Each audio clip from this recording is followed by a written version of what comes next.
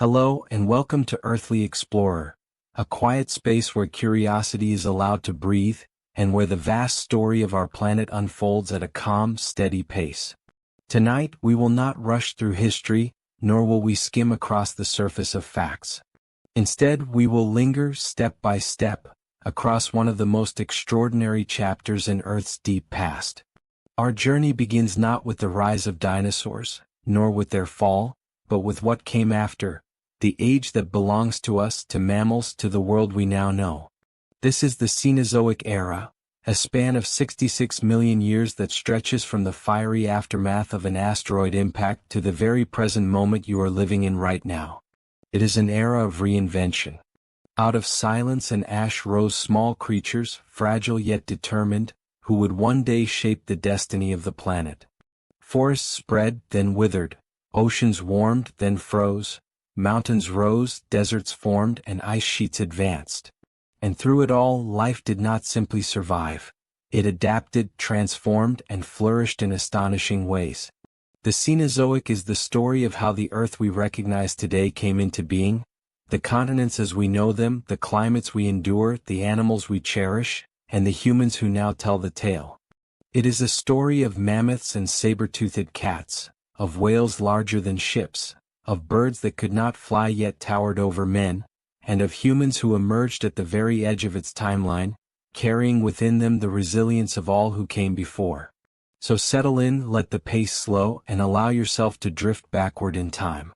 Together we will walk across epochs, through forests and grasslands, across glaciers and seas, to witness how the Earth, again and again, reshaped itself and the life that called it home. This is Earthly Explorer. And this is the Cenozoic Era. 66 million years ago, Earth was quiet in a way it had not been for over 150 million years. The great age of the dinosaurs, the giants who had thundered across plains, soared through the skies and ruled the seas, had come to an abrupt and violent end. A meteor impact near the Yucatan Peninsula had unleashed firestorms, tsunamis, and a shroud of dust that blotted out the sun. Forests burned, oceans acidified, and countless species perished. When the chaos finally eased, the Mesozoic Era had closed, and a new chapter of life began, the Cenozoic Era, often called the Age of Mammals. The world that greeted this new age was both devastated and full of possibility. The mighty dinosaurs were gone, leaving ecological niches empty, waiting to be filled. The once dominant reptilian rulers were replaced by smaller survivors, birds that had weathered the catastrophe, reptiles that clung to swamps and rivers, and above all, mammals that had until then lived in the shadows. For over 150 million years, mammals had remained small, nocturnal, and often overlooked, surviving in burrows and underbrush while dinosaurs ruled the day.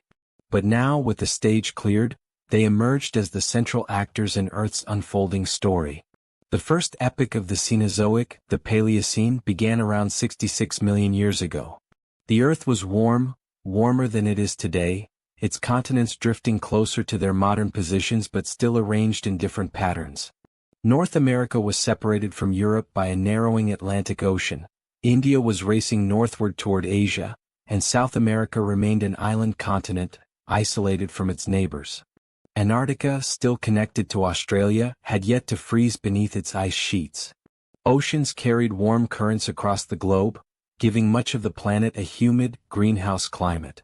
In this world, forests flourished. Dense jungles stretched across much of the land, and tropical plants thrived far into regions that today are temperate. Palms, magnolias, and early forms of modern flowering plants spread widely. Grasses had not yet become dominant, so open grasslands were rare. Instead, the Earth was cloaked in woodlands and thickets, where mammals began to diversify. These mammals were not yet the familiar creatures we know today. Many were small, rat-like, shrew-like, or the size of raccoons. But even in these early days we can see the outlines of the future. Some lineages began adapting to life in trees, ancestors of primates. Others grew sharper teeth and stronger jaws, taking on the role of carnivores.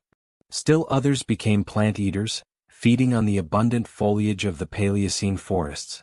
Evolution was experimenting, branching into new forms to occupy the spaces left vacant by the dinosaurs. Birds too flourished in this new age. With the great pterosaurs gone, they became the undisputed rulers of the skies. Some grew enormous, becoming terror birds that would one day stalk the open plains.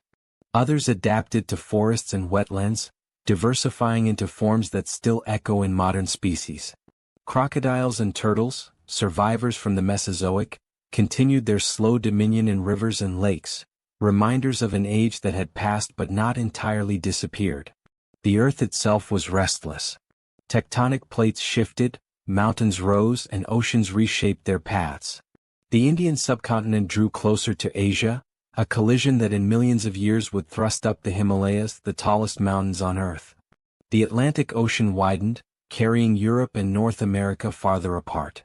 Volcanoes erupted across shifting fault lines, reshaping landscapes with fire and ash. The stage was set not only for biological evolution but also for geological transformation. The Cenozoic was more than just the age of mammals. It was the era when Earth took on the form we recognize today, its continents, climates, and ecosystems molding into the foundations of the modern world. Yet in these first millions of years, the planet was still healing from catastrophe. Life was fragile, but it was also resilient. Out of ruin, diversity began to bloom. Picture a Paleocene forest, humid air thick with the scent of ferns and flowering plants, vines draped across tall trees, insects buzzing in clouds. A small mammal scurries along a branch, its large eyes adapted to twilight, searching for fruit. In the undergrowth, another digs for roots, while a predator the size of a fox stalks silently nearby. Above, birds wheel through the canopy, their wings flashing in the filtered sunlight. It is a quieter world than the roar of dinosaurs, but it is alive with possibility. This was the dawn after darkness, the fragile beginning of an era that would stretch for more than 60 million years, carrying Earth from the ashes of extinction to the world we know today. The Cenozoic would see mammals rise to dominance, climates shift from warmth to ice, and eventually the first humans walk upon the Earth. But in these opening chapters, it was enough that life had endured, ready to write a new story. In the next part, we will explore how the Paleocene unfolded further, how mammals continued to diversify, how climates warmed even more dramatically, and how the stage was set for the explosion of life in the Eocene, the true golden age of mammals. The Paleocene epoch stretched from about 66 to 56 million years ago, a period of 10 million years in which Earth's ecosystems recovered and transformed. The silence left by the dinosaurs was not permanent. Evolution quickly filled the void, producing strange and often surprising forms of life that would lay the groundwork for the rest of the Cenozoic. This was an age of experimentation, where mammals grew bolder, plants spread into new niches, and climates warmed to levels that reshaped the entire globe. The Paleocene climate was warm, warmer than today by several degrees.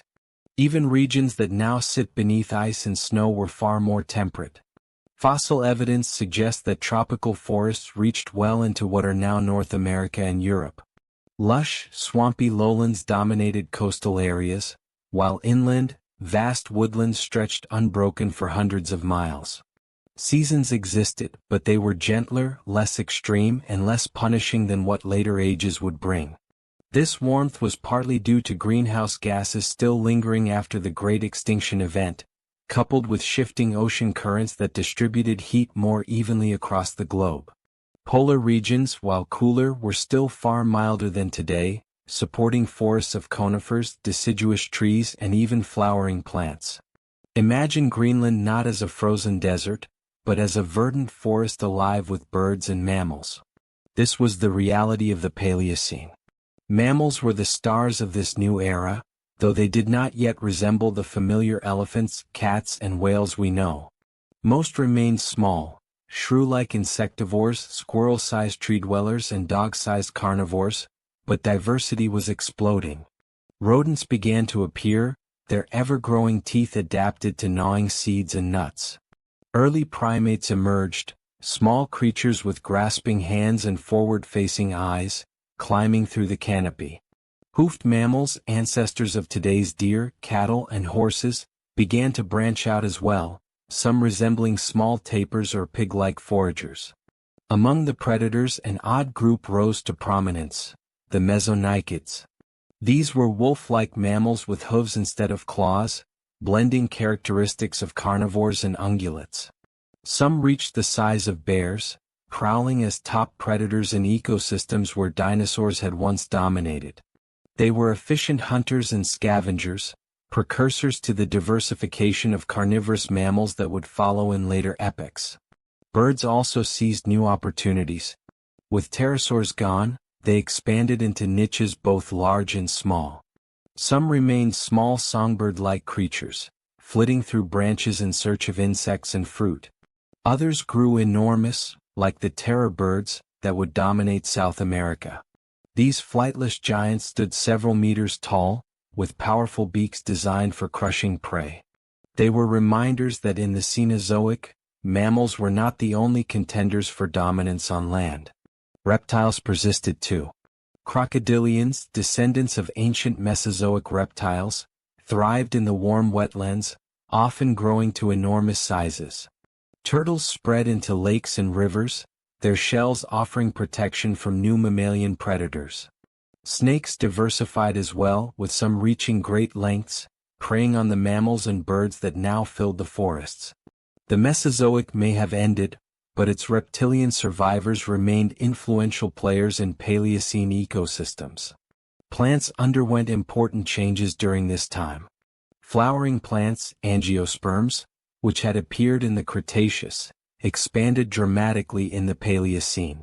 They diversified into countless forms, providing fruits, seeds, and nectar that supported the spread of mammals, birds, and insects.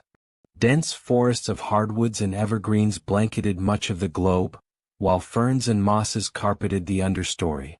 Grasses, however, were still rare, their eventual dominance over open plains not yet realized. For now, the Earth was a green, leafy world, more jungle than savanna. One of the most fascinating aspects of the Paleocene was the isolation of continents. South America and Africa were separated from other landmasses, and Australia remained joined to Antarctica. This geographic fragmentation allowed unique evolutionary experiments. In South America, for example, isolated lineages of mammals evolved in ways unlike anywhere else, setting the stage for bizarre species that would flourish later. India, still a drifting island continent, harbored its own distinct flora and fauna before crashing into Asia tens of millions of years later. Geology shaped biology. The slow drift of tectonic plates reshaped oceans and mountains, influencing climate and habitats. As India inched northward, it carried with it tropical ecosystems that would eventually collide with Asia, giving rise to new landscapes. In North America, the Rocky Mountains continued to rise, shaping rainfall and river systems. The Atlantic Ocean widened further, setting the stage for the global circulation patterns that would later define ice ages. Every shift of land and sea echoed through ecosystems, forcing species to adapt or vanish. Though the Paleocene was a time of recovery, it was not without challenges. Predators stalked prey through forests, competition for resources was fierce, and the climate, though warm, was not entirely stable. Toward the end of the epoch, Earth experienced one of its most dramatic warming events, the Paleocene-Eocene thermal maximum, PETM. This event, marked by a sudden surge in global temperatures and changes in ocean chemistry, transformed environments and set the stage for the explosive diversity of the Eocene epoch. But before we reach that turning point, it is important to understand how the Paleocene laid the groundwork for everything that followed. Picture a Paleocene forest at dusk. The air is heavy with humidity, the sound of insects buzzing all around. A small primate-like creature scampers along a branch, pausing to pluck a fruit. On the forest floor below, a hoofed mammal roots through ferns, while a mesonychid predator watches from the shadows, waiting for a moment to strike. Above, a massive bird swoops low, its wings brushing the canopy. This was a world both strange and familiar, a glimpse of the future in the aftermath of the past. The Paleocene was a prologue, a chapter of healing, renewal, and quiet transformation. The dinosaurs were gone, but life had not faltered. It had adapted, reshaped itself, and prepared for what was to come. The Cenozoic story was only just beginning, and the Paleocene provided its first heartbeat. In the next part, we will step into the Eocene, the golden age of mammals, where warm climates, vast forests, and extraordinary evolutionary experiments would create some of the most remarkable creatures Earth has ever seen. The Eocene epoch began about 56 million years ago, ushered in by one of the most dramatic climate events in Earth's history, the Paleocene-Eocene thermal maximum, or PTM. In a span of mere thousands of years, an instant in geological time, global temperatures surged. Massive releases of carbon into the atmosphere warmed the planet to levels unseen since the days of the dinosaurs. Oceans grew warmer, forests expanded toward the poles, and ecosystems transformed. This was the backdrop against which mammals entered their golden age. The Eocene was a greenhouse world. Ice was absent from both poles and sea levels were high, flooding low-lying regions. Dense tropical and subtropical forests covered much of the planet, from the equator to the far north and south. Even regions that are now Arctic tundra were lush with vegetation, swamps, cypress groves, and rainforests stretching into what we now think of as icy wastelands. Fossils from Ellesmere Island in northern Canada reveal crocodiles and palm trees thriving near the poles, testimony to how profoundly warm the Eocene climate was. Within this vibrant world, mammals flourished as never before. Having survived the uncertain recovery of the Paleocene, they now diversified explosively. Many of the lineages that dominate today's ecosystems trace their roots to this epoch. Horses appeared, though the first horses were not the towering animals we know, but tiny dog-sized creatures like Eohippus, which browsed on soft leaves in shaded forests. Early primates also spread widely, swinging through branches in warm jungles, their grasping hands and forward-facing eyes refining adaptations that would one day culminate in humans. Whales began their astonishing journey in the Eocene. Descended from land-dwelling, hoofed ancestors, early whales such as Pakicetus still resembled wolf-like creatures that waded into rivers to hunt fish. Over time, their descendants became more aquatic, their bodies reshaping into forms adapted to life in water. By the end of the Eocene, whales like Basilosaurus stretched more than 15 meters long, ruling the seas as fearsome predators. The Eocene oceans were the birthplace of whales as we know them today. Other mammals took to the air. Bats, already present in the Paleocene, diversified further, their wings and echolocation making them masters of the night sky. In forests, rodents multiplied, their sharp teeth allowing them to exploit seeds and nuts in abundance. Carnivores too expanded their ranks, with ancestors of modern dogs, cats, and bears beginning to emerge. The Eocene was an age of mammalian innovation, each lineage experimenting with new ways to survive and thrive. Birds reached extraordinary diversity as well. Some grew massive, like the giant flightless species in South America, while others adapted to forests, wetlands, and open seas. In some regions, birds remained apex predators, filling niches that mammals had not yet fully claimed. In the oceans, penguin-like birds grew to towering sizes, some as tall as humans, diving into warm waters to catch fish. Plants mirrored this explosion of life. Angiosperms, the flowering plants, spread in dazzling variety, evolving complex relationships with insects, birds, and mammals. Fruits became more diverse, their colors and sweetness attracting animals that disperse seeds. Insects, in turn, adapted to these plants, with bees and butterflies flourishing as pollinators. The coevolution of plants and animals accelerated, weaving a web of life more intricate than anything the Earth had known before. Geologically, the Eocene was dynamic. India continued its collision with Asia, a process that would eventually raise the Himalayas and alter global climate systems. The Atlantic Ocean widened further, and rift valleys signaled the ongoing rearrangement of continents. Volcanic eruptions punctuated the epoch, releasing gases that influenced climate. Earth was alive not only biologically but geologically, reshaping itself as mammals spread across its shifting landscapes. Yet the Eocene was not without its challenges. Warm climates created opportunities, but they also brought instability. Rising sea levels flooded coastlines, while tropical storms battered regions that had once been cooler. The very warmth that allowed life to flourish carried the seeds of change, for the Earth's climate is never static.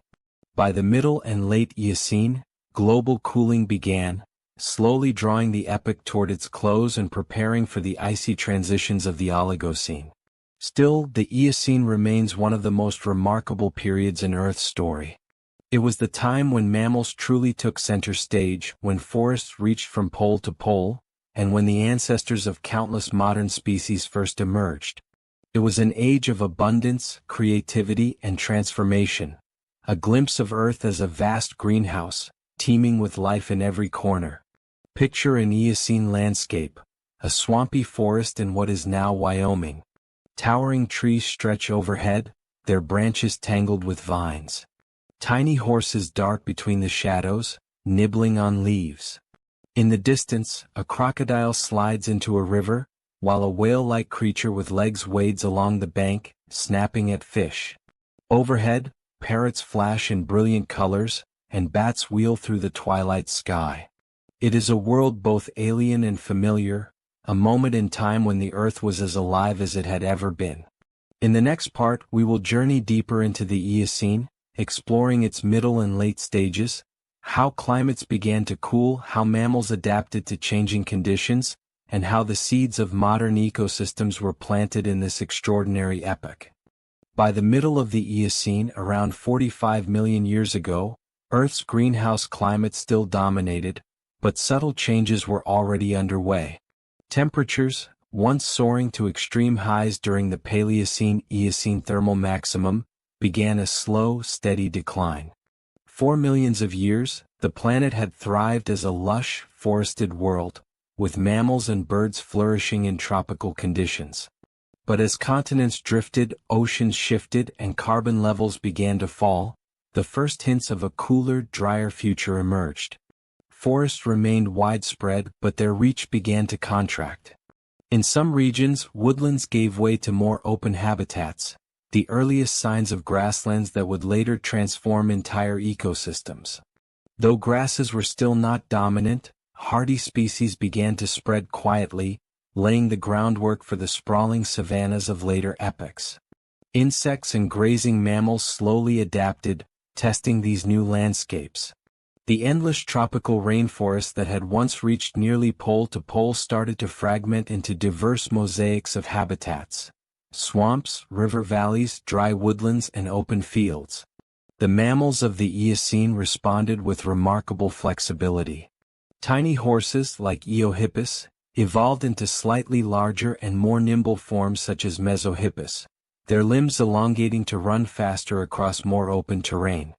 Their teeth, once suited for browsing on soft forest plants, gradually adapted toward tougher vegetation, though the true explosion of grazing adaptations would come later. Primates, too, diversified, spreading across Africa, Asia, and Europe, with lemur-like and monkey-like forms experimenting with life in both dense forests and emerging woodlands. In the oceans, whales completed their transformation from land-dwelling hunters to fully aquatic giants. Early semi-aquatic forms like Ambulocetus, nicknamed the walking whale, still waddled awkwardly on land, but by the Middle Eocene, species like Dorodon and Basilosaurus dominated the seas. Basilosaurus, with its serpentine body stretching nearly 20 meters, was a top predator, pursuing fish and other marine animals with deadly efficiency. With them, the lineage of whales had secured its destiny as rulers of the oceans, a legacy that continues to this day. Carnivores on land grew more specialized. The mesonychids, dominant predators of the early Cenozoic, began to decline, giving way to the ancestors of modern carnivorans, creatures related to cats, dogs, bears, and weasels. Nimble hunters with sharper teeth and more efficient bodies, They began to establish themselves as the new top predators of terrestrial ecosystems. At the same time, large flightless terror birds filled predatory niches in South America, striking fear into smaller mammals with their massive hooked beaks. Bird diversity remained astonishing. Parrots and songbirds flourished in tropical forests, while waterfowl thrived in lakes and wetlands. Some of the largest penguins in history waddled along Antarctic shores, diving into the warm seas that still surrounded the continent. Fossils show species nearly as tall as a human, a stark reminder of how different ecosystems were in this greenhouse world. Geological forces played a key role in shaping these transitions. India's collision with Asia accelerated, raising the early Himalayas and beginning to alter atmospheric circulation. The growth of mountains influenced rainfall patterns, creating new ecological zones and contributing to long-term cooling trends. In the southern hemisphere, Antarctica continued its slow drift southward. Though it had not yet frozen over, its separation from South America and Australia was beginning to reshape ocean currents, setting the stage for dramatic climatic shifts in the next epoch. By the late Eocene, cooling intensified. Ice sheets appeared for the first time in Antarctica, though they were small and seasonal. Global sea levels began to fall slightly, exposing new coastal plains and altering habitats. The lush forests that had once thrived in polar regions receded, replaced by more temperate woodlands. Tropical zones contracted, and creatures that had once roamed far into the north and south retreated closer to the equator. These changes brought challenges to many species. Some adapted successfully, like the evolving horses and carnivores, while others struggled. Entire lineages vanished, unable to cope with shifting climates and ecosystems. But as often happens in Earth's history, extinctions cleared the way for new innovations, opening niches for species better suited to the changing world. Picture a late Eocene scene on the plains of North America, a patchwork of forest and open woodland. Small horses graze nervously at the edges of clearings, their ears twitching at the slightest sound. A nimble carnivore stalks nearby, its sleek body built for pursuit. Overhead, a flock of parrots squawks noisily, while in the distance a crocodile basks along a shrinking wetland. Far to the south, in Antarctic forests, giant penguins waddle through groves of trees, diving into chilly seas for fish. The warmth of the early Eocene is fading and a cooler, harsher era looms. The end of the Eocene, around 34 million years ago, was marked by one of the most dramatic transitions in the Cenozoic, the Eocene-Oligocene extinction event. Rapid cooling, triggered by shifts in ocean circulation as Antarctica fully separated from South America and Australia, reshaped the planet. Ice sheets expanded, sea levels dropped, and many species disappeared. The greenhouse world of the Eocene gave way to the cooler, drier climates of the Oligocene, a new chapter in Earth's story. The Eocene remains a dazzling epoch in the fossil record, remembered as a time when mammals exploded into diversity, whales conquered the seas, and Earth basked in a greenhouse climate unlike anything we know today. But its ending reminds us of the ever-changing nature of our planet. No climate is permanent, no ecosystem eternal. The cooling world that closed the Eocene would challenge life once again, forcing adaptations that would lead directly to the ecosystems we recognize as the roots of the modern world. In the next part, we will enter the Oligocene, a time of cooler climates, expanding grasslands, and the rise of many mammal groups that would dominate the rest of the Cenozoic. The Oligocene epoch began about 34 million years ago, following the dramatic climate shift that closed the Eocene. This was a turning point in the Cenozoic, when Earth moved decisively away from its long greenhouse warmth toward a cooler, more variable climate. The lush, subtropical forests that had stretched almost to the poles during the Eocene began to contract, replaced by woodlands, scrublands, and the earliest true grasslands. Life on Earth adapted, transforming ecosystems in ways that shaped the course of evolution for millions of years to come. The trigger for this global cooling was geological. As Antarctica fully separated from South America and Australia, the Antarctic Circumpolar Current formed. This powerful oceanic conveyor isolated Antarctica, preventing warm currents from reaching it. The continent cooled rapidly and glaciers spread across its surface. For the first time since the age of the dinosaurs, a permanent ice sheet formed at one of Earth's poles. This cooling spread worldwide, altering rainfall patterns, sea levels, and ecosystems.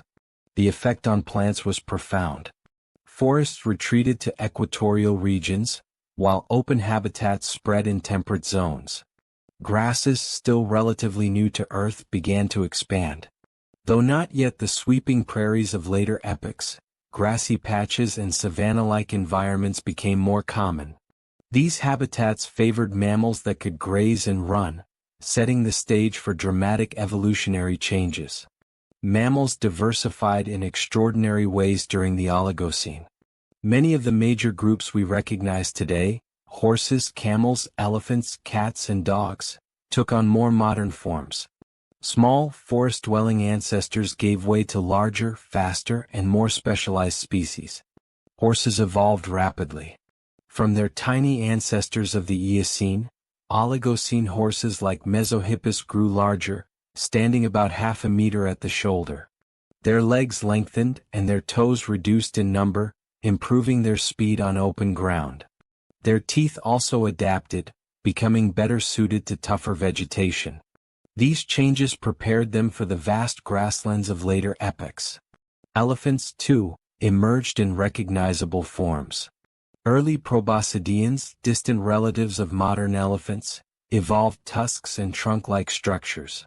Some, like Phiomia in Africa, still resembled tapirs with elongated snouts, but they were on the path to becoming the towering pachyderms of later ages. Their ability to browse and graze on diverse vegetation made them versatile survivors in shifting ecosystems. Carnivores also flourished. The ancestors of modern cats and dogs appeared during the Oligocene, refining their predatory skills. Nimravids, often called false saber-tooths, prowled forests and open lands, using their long, sharp canines to strike prey. Early canids, small and fox-like, began their evolutionary journey toward the wolves and domestic dogs of the future. Bears, weasels, and raccoon-like carnivores also began to spread, diversifying into a range of hunting and scavenging roles. In South America, isolated from other continents, evolution produced unique mammals unlike anywhere else. Giant flightless terror birds remained apex predators, while early sloths, armadillos, and anteater-like creatures thrived. Rodents also diversified, some growing to enormous sizes, taking advantage of niches left vacant by the absence of placental carnivores. This evolutionary isolation made South America a living laboratory of strange and often gigantic forms. In the oceans, marine mammals reached new heights. Whales, having fully embraced aquatic life in the Eocene, now diversified into the two great groups that still exist today: toothed whales, odontocetes, and baleen whales, mysticetes. Early toothed whales refined echolocation, giving them an edge in hunting fish and squid.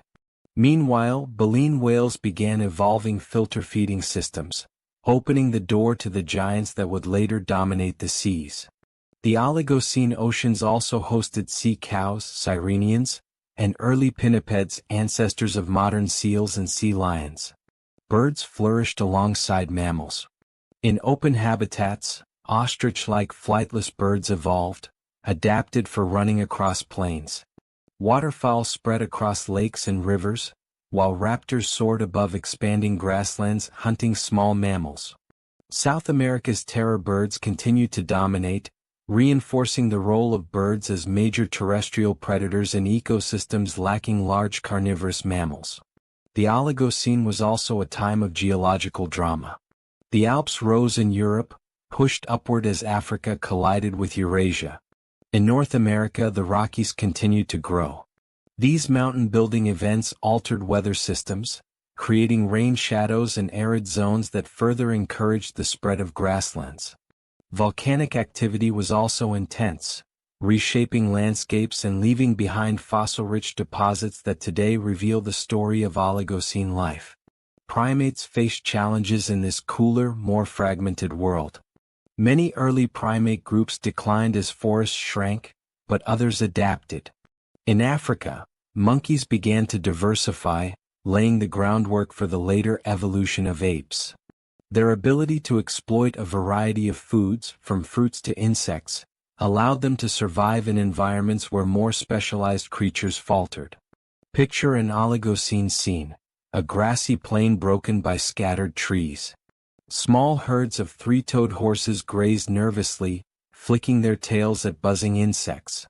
Nearby, an early camel-like animal browses leaves, while a nimravid predator crouches low in the grass, its saber-like teeth glinting in the sun. Overhead, vultures circle lazily, waiting for the hunt to end. In a river valley, elephants with short trunks and small tusks wade in the water, tearing vegetation from the banks. It is a world both familiar and strange. The outlines of the modern are visible, yet the creatures still carry echoes of their ancient origins. The Oligocene was a world in transition, a bridge between the lush, tropical greenhouse of the Eocene and the cooler, drier ecosystems of the Miocene. It introduced climates and habitats that favored speed, intelligence, and adaptability. Mammals grew larger, faster, and more diverse, while plants and landscapes shifted toward the forms we recognize today. In the next part, we will journey into the Miocene epoch, a time of grassland expansion, immense herds of grazing animals, and the rise of apes who would one day give rise to us. The Miocene epoch began around 23 million years ago and lasted until about 5.3 million years ago. It was one of the longest epochs of the Cenozoic and one of the most transformative. During this time, Earth continued its cooling trend, and ecosystems shifted dramatically. The lush forests that had dominated earlier epochs gave way to vast open grasslands, reshaping life across continents. Mammals reached new levels of diversity and dominance, while primates, including the ancestors of humans, emerged as key players in the unfolding drama of evolution. The defining feature of the Miocene was the spread of grasslands. Grasses had existed since the late Cretaceous, but it was in the Miocene that they exploded across the planet, creating sprawling savannas and prairies. This change revolutionized ecosystems. Forest dwellers faced shrinking habitats, while new opportunities opened for creatures able to graze and run in open country.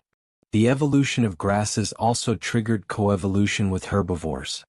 Grasses contain silica which wears down teeth. In response, many mammals developed high-crowned teeth capable of withstanding constant grinding, a crucial adaptation for grazing. This transformation gave rise to vast herds of herbivores. Horses, which had already begun adapting in the Oligocene, thrived in the Miocene grasslands. They grew larger, developed single-toed hooves for speed, and evolved durable teeth for grazing. Camels, antelopes, deer, and early forms of cattle also spread widely. On the African plains, elephants diversified, giving rise to multiple lineages, some with straight tusks, others with elaborate spiral tusks. In South America, isolated ecosystems produced unique herbivores, such as leptopterns and notungulates, which resembled horses and rhinos but were unrelated to them. Predators evolved in lockstep with their prey. The Miocene saw the rise of true carnivores: cats, dogs, bears, and hyenas. Saber-toothed cats, such as Macaridus, grew powerful jaws and elongated canines, designed to pierce the throats of large prey. Early cheetah-like cats evolved speed, while dog-like predators hunted in packs, testing new strategies of cooperation. Hyenas developed bone-crushing teeth, allowing them to scavenge carcasses that others left behind. Raptors, vultures, and other birds of prey soared overhead, adding to the predatory pressure on herds. The oceans too were vibrant. Whales diversified further, with baleen whales growing larger as they refined filter-feeding strategies. Toothed whales evolved into familiar forms such as dolphins and orcas, mastering echolocation to hunt with precision. Sharks remained apex predators, and during the Miocene the infamous megalodon appeared, an enormous shark reaching lengths of up to 18 meters. Its massive jaws could crush whales, making it one of the most fearsome marine predators in Earth's history. Geologically, the Miocene was a time of upheaval. The Himalayas rose higher as India continued colliding with Asia, intensifying monsoons and altering global wind patterns. In Africa, rift valleys opened, shaping landscapes that would later cradle the earliest humans. Mountain building in North and South America created rain shadows, drying some regions and encouraging further spread of grasslands. Antarctica's ice sheets expanded, reinforcing global cooling and lowering sea levels. Amid these changes, primates entered a new chapter. In Africa, the ancestors of modern apes and humans evolved. The Miocene is often called the Age of Apes, because it saw their dramatic radiation. Early apes like Proconsul lived in trees, combining monkey-like agility with ape-like traits such as flexible shoulders and larger brains. From these forms arose gorillas, chimpanzees, orangutans, and ultimately the lineage that would lead to humans. Fossil discoveries in Africa and Eurasia reveal a wide variety of apes during this time, some adapted to forests, others experimenting with life on the ground. Climate shifts influenced primate evolution. As forests shrank and grasslands expanded, some primates adapted to open environments. This transition set the stage for bipedalism, the defining trait of humans. While true bipedal apes did not yet exist in the Miocene, the pressures of changing habitats began shaping the evolutionary path that would lead to them. Birds also thrived in this epoch. Songbirds expanded in number and diversity, filling forests and grasslands with their calls. Waterfowl spread widely across lakes and rivers.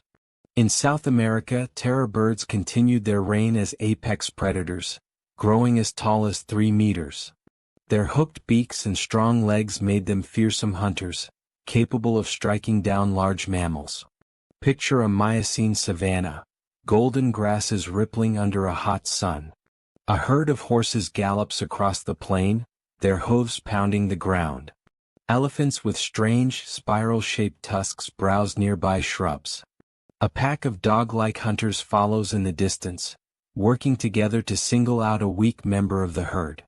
Overhead, vultures circle, waiting patiently for a kill. In the trees at the savanna's edge, an ape sits watching, its eyes reflecting intelligence beyond simple survival. In the seas beyond, a megalodon cruises silently, ready to ambush a whale that strays too far from its pod. The Miocene was a world of energy and innovation.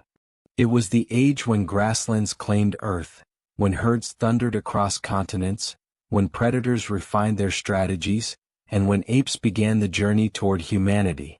It was a dynamic, restless epoch, filled with life and constant motion, adapting to climates and landscapes that were always shifting.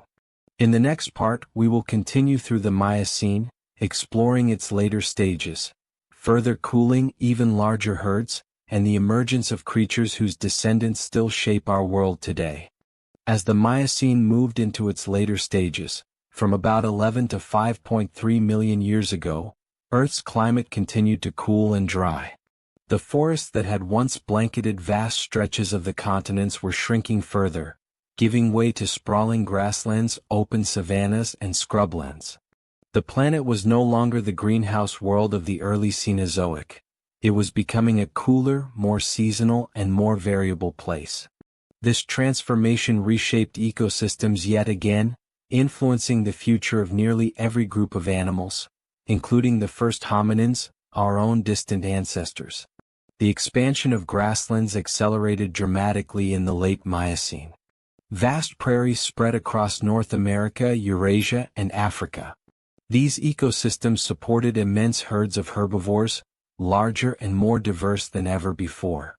Horses had now developed into highly adapted grazers, with long legs built for speed and high-crowned teeth that could withstand the grinding of silica-rich grasses. Antelopes and gazelles appeared in great numbers, their horns used for defense and display. Rhinoceroses, camels, and giraffe-like creatures roamed in abundance, exploiting different layers of vegetation.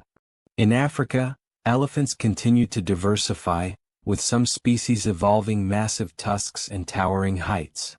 These enormous herds invited predators of equal innovation. Saber-toothed cats grew larger and more specialized, their elongated canines perfect for delivering fatal bites to the throats of large prey. Cheetah-like cats evolved speed to chase down swift gazelles, while lion-like species relied on ambush and power. Dog-like predators formed packs, coordinating their hunts to bring down animals far larger than themselves. Hyenas, already excellent scavengers, sharpened their role as bone crushers, consuming what others left behind. The predator-prey arms race was in full swing, driving adaptations on both sides. In South America, still isolated from other continents, evolution followed its own path. Giant flightless terror birds remained apex predators, while strange herbivores like notungulates and leptopterns flourished. Some of these creatures resembled horses or camels, but their evolutionary roots were unique to South America. Rodents grew to enormous sizes, some as large as modern bison. The continent was a land of evolutionary experiments, its creatures unlike anything found elsewhere. Marine ecosystems were equally dynamic. The Miocene seas were rich with life, from vast schools of fish to massive whales. Baleen whales grew to even greater sizes, exploiting new feeding strategies that allowed them to filter vast quantities of plankton. Toothed whales diversified into dolphins, porpoises, and orca-like hunters. Sharks remained dominant, with megalodon at the top of the food chain, capable of preying on the largest whales. The oceans were a stage of giants, a world of immense creatures locked in a constant struggle for survival. Geologically, the late Miocene was a restless time.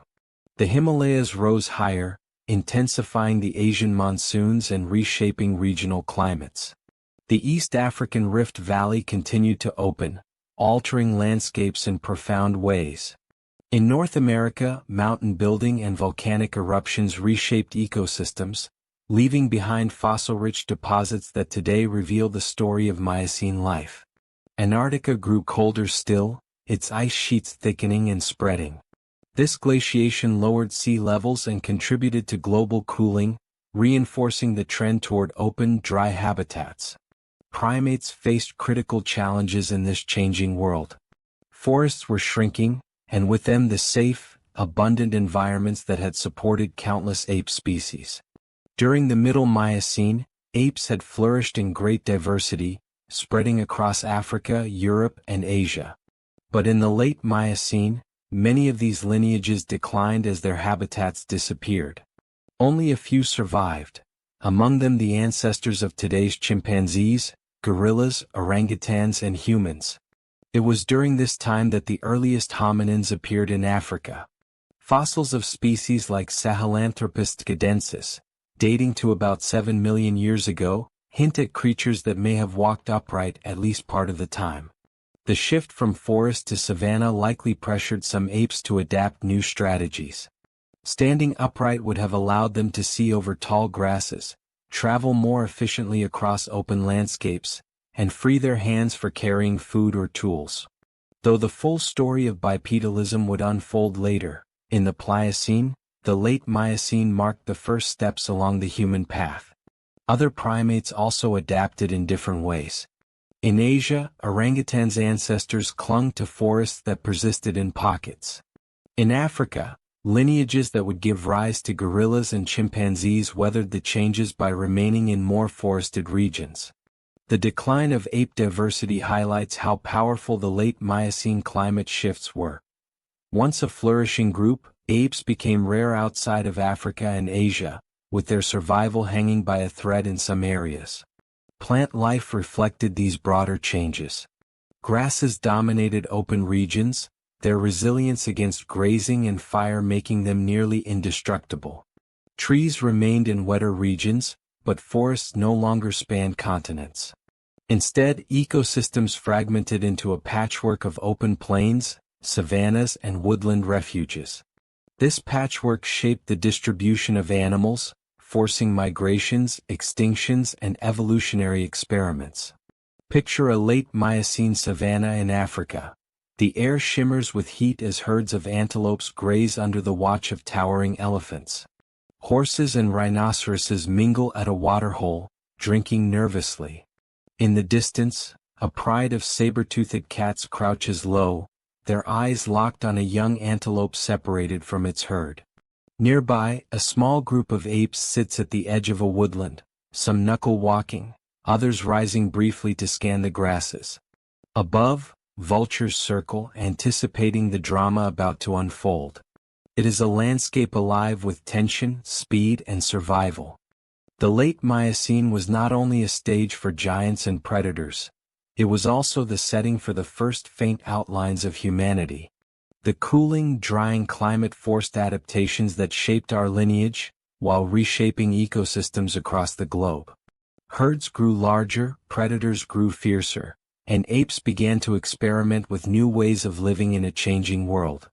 In the next part, we will enter the Pliocene epoch, a time when climates continued to cool, the first true grassland ecosystems reached full dominance, and the earliest human ancestors began to walk upright with increasing confidence, setting the stage for the story of us.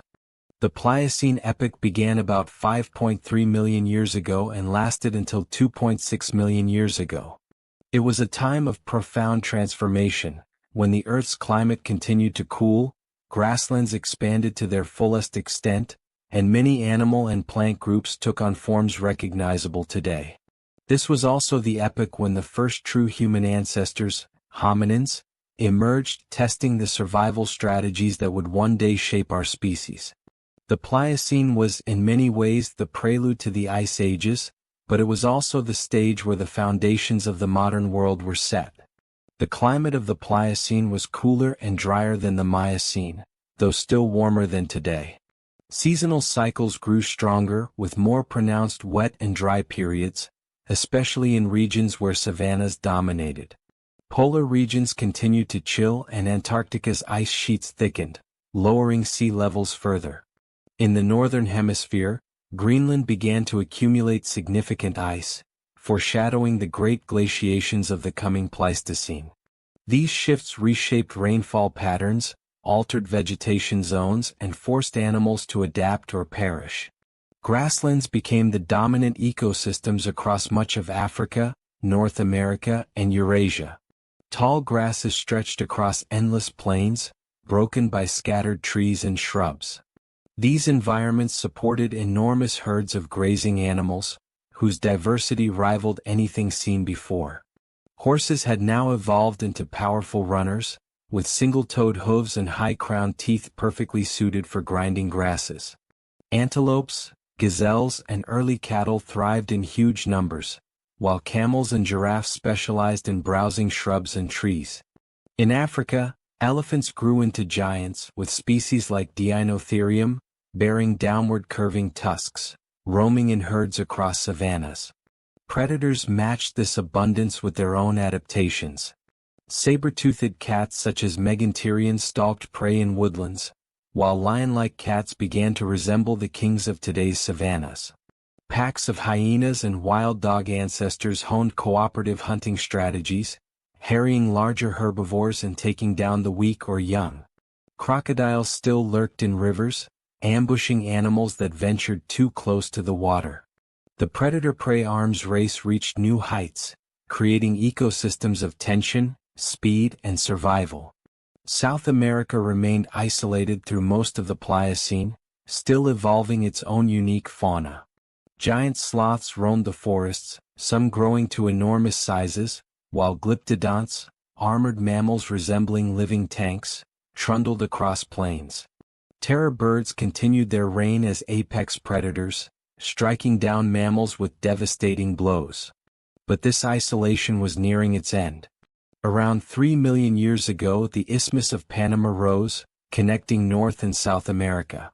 This event, known as the Great American Biotic Interchange, triggered a dramatic exchange of species between the continents. Armadillos, sloths, and possums moved northward, while horses, camels, and cats migrated south, forever altering ecosystems on both continents. The oceans of the Pliocene teemed with life. Baleen whales reached immense sizes, some approaching the giants of today. Dolphins and toothed whales refined their intelligence and social behavior, hunting in pods.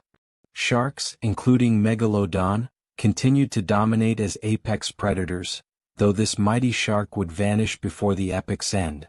The closing of the Isthmus of Panama also altered ocean currents, strengthening the Gulf Stream and reshaping global climates. These currents carried heat and moisture in new patterns, intensifying glaciations in the northern hemisphere and accelerating Earth's cooling trend. Plant life mirrored these changes. Grasses, now widespread, formed the backbone of savanna and prairie ecosystems. Trees retreated to wetter regions, forming forests only in areas where rainfall remained abundant. In colder regions, conifers and hardy shrubs spread, adapting to shorter growing seasons. The mosaic of habitats, open plains, river valleys, forests, and deserts, created complex ecological webs, driving evolution in countless directions. And it was in Africa's shifting landscapes that one of the most important evolutionary stories began: the rise of hominins. Fossils from species like Australopithecus afarensis, dating to about 3.9 to 3 million years ago, reveal apes that walked upright with increasing confidence. They retained climbing abilities with long arms and curved fingers, but their pelvis and leg bones show clear adaptations for bipedalism. Walking upright allowed them to travel efficiently across savannas, spot predators in tall grasses, and carry food or infants over long distances. The most famous of these early hominins is Lucy, a remarkably preserved skeleton of Australopithecus afarensis discovered in Ethiopia. Standing just over a meter tall, Lucy walked on two legs but still spent time in trees. Her kind lived in small groups, likely scavenging, foraging for plants, and possibly using simple tools made from sticks or stones. Though far from human in appearance, Australopithecines represent the first true steps along the path to humanity. Other hominins, such as Australopithecus africanus in southern Africa, also thrived during this time, showing the diversity of our early lineage. The challenges of Pliocene life, predators, shifting climates, and competition for resources, drove innovation and adaptability. These traits would become hallmarks of the human story in the epochs to come. Picture a Pliocene African savanna. Golden grasses stretch to the horizon, dotted with acacia trees. Herds of antelope graze under the watchful eyes of elephants with curved tusks. A group of Australopithecines walks across the plain, carrying fruit and roots in their hands. They pause as a saber-toothed cat prowls nearby, their upright posture giving them a better view of the danger. Above, vultures circle lazily in the hot air, while in the distance, thunderclouds gather, promising rain. This was the Pliocene, a world alive with possibility, struggle, and transformation. The Pliocene was not just another chapter in Earth's story, it was the dawn of the modern. Animal lineages began to take the shapes we recognize today, climates foreshadowed the ice ages, and the first true human ancestors stood tall against the challenges of their time. It was an epoch of transition, bridging the deep evolutionary past with the beginnings of our own journey. In the next part, we will step into the Pleistocene epoch, the Great Ice Age. When glaciers carved the land, humans evolved into their modern form, and the struggle for survival reached its most dramatic stage. The Pleistocene epoch began about 2.6 million years ago and ended only 11,700 years ago, making it the second-to-last chapter of the Cenozoic Era before the present Holocene. Known as the Ice Age, it was defined by cycles of advancing and retreating glaciers that reshaped landscapes, lowered sea levels, and tested life in ways few other epochs had. Yet it was also the epoch that saw the rise of modern humans, whose survival strategies would forever alter the Earth. The Pleistocene climate was dominated by glacial, interglacial cycles. For tens of thousands of years at a time, Massive ice sheets spread across North America, Europe, and Asia, burying entire continents under kilometers of ice. Sea levels dropped by as much as 120 meters, exposing land bridges such as Beringia between Asia and North America. When the ice retreated during warmer interglacial phases, coastlines shifted dramatically, rivers carved new paths, and ecosystems reshaped themselves yet again. These cycles repeated dozens of times, forcing species to adapt not just once but continually. Glaciers sculpted the land with brutal efficiency. They carved out valleys, gouged lakes, and deposited vast plains of rock and sediment. The Great Lakes of North America, for example, were formed by glacial movement during the Pleistocene. Mountain ranges worldwide still bear the marks of this ice, their jagged peaks and U-shaped valleys reminders of relentless glacial grinding. Despite the cold, life flourished in astonishing diversity. The Pleistocene was home to the great megafauna, giant animals that captured the imagination of humans and whose bones still awe us today. Mammoths, with their shaggy coats and sweeping tusks, roamed across the icy steppes of Eurasia and North America. Mastodons, close relatives of elephants, browsed forests in cooler regions. Gigantic ground sloths lumbered across South America, while glyptodonts, armored like living tanks, rolled across the plains. In Australia, marsupial giants like Diprotodon, a wombat the size of a car, grazed the outback, while massive kangaroos and carnivorous marsupial lions prowled nearby. Predators were equally impressive. Saber-toothed cats, such as Smilodon, stalked prey with their iconic fangs, ambushing mammoths, bison, and horses. Dire wolves hunted in packs across the Americas, their size and strength greater than that of modern wolves. Lions grew into the largest cats the world has ever known, prowling across 4 continents. Hyenas, bears, and other carnivores grew to enormous sizes, competing fiercely for food in harsh environments. In South America, terror birds still lingered, though their reign was waning under pressure from mammalian predators. Grasslands and steppe environments dominated during glacial periods, supporting vast herds of grazers. When the climate warmed, forests reclaimed land, offering refuge for different animals. This dynamic shifting of ecosystems drove migration and adaptation. Herds followed the grasses, predators followed the herds, and humans followed them all, learning to live in one of the most challenging eras in Earth's history. It was within this crucible of change that humans evolved. The genus Homo emerged during the early Pleistocene, with species such as Homo habilis and Homo erectus marking key stages in the journey toward modern humanity. Homo erectus, in particular, spread widely from Africa into Asia and Europe, mastering fire, crafting sophisticated tools, and developing social structures that gave it resilience in harsh climates. Their ability to adapt to different environments was unprecedented among primates. Later, other species appeared. Homo heidelbergensis, the likely ancestor of both Neanderthals and modern humans. Homo neanderthalensis, stocky and strong, adapted to cold European climates. And Homo sapiens, our species, which emerged in Africa around 300,000 years ago. Humans became masters of cooperation, language, and technology.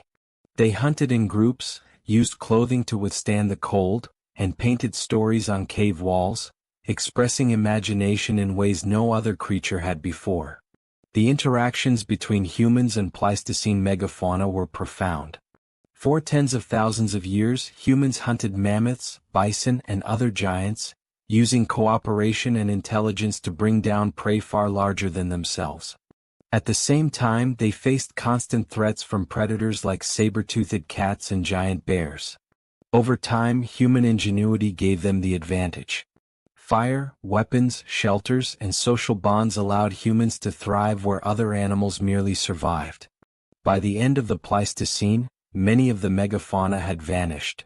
Whether through climate change, human hunting, or a combination of both, creatures like mammoths, mastodons, giant sloths, and saber-toothed cats disappeared from the Earth. Their extinction reshaped ecosystems permanently, leaving humans as the dominant force.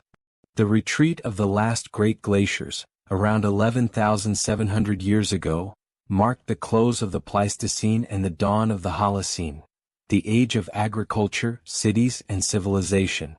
Picture a Pleistocene steppe in Eurasia. Endless grassland under a cold gray sky.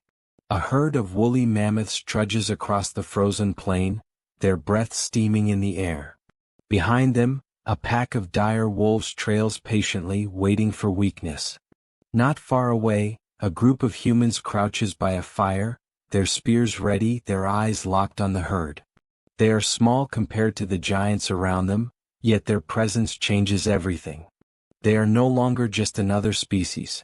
They are the species that will inherit the earth. The Pleistocene was an epoch of extremes, cold and warmth, giants and extinctions, fear and ingenuity.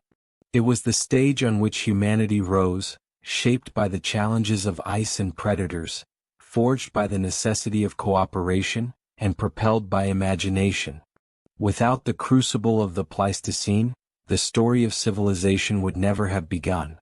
In the next part we will enter the Holocene epoch, the final chapter of the Cenozoic, an age of warmth, stability, agriculture, and human dominance that continues to this day. The Holocene epoch began about 11,700 years ago, following the retreat of the last great glaciers of the Pleistocene. With it came a profound shift in climate and ecosystems, a stability that humanity had never before experienced. For hundreds of thousands of years, humans had survived as hunters, gatherers, and wanderers, following herds, foraging in forests, and adapting to the relentless swings of ice and warmth. But the Holocene brought a new rhythm, relative climate stability. Seasons became predictable, temperatures steadied, and the harsh unpredictability of the Ice Age gave way to a world where long-term planning, and civilization itself, became possible.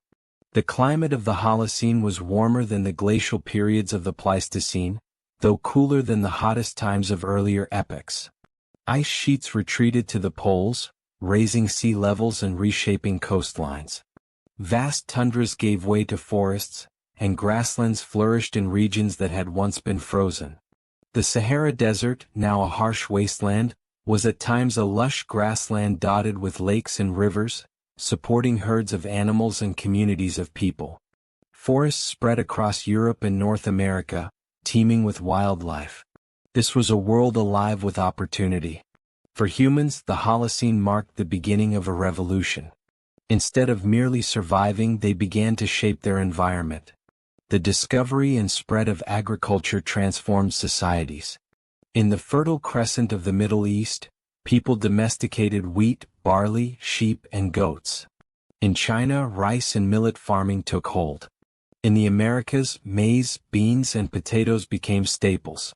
Agriculture allowed humans to settle, to store surplus food, and to grow in number.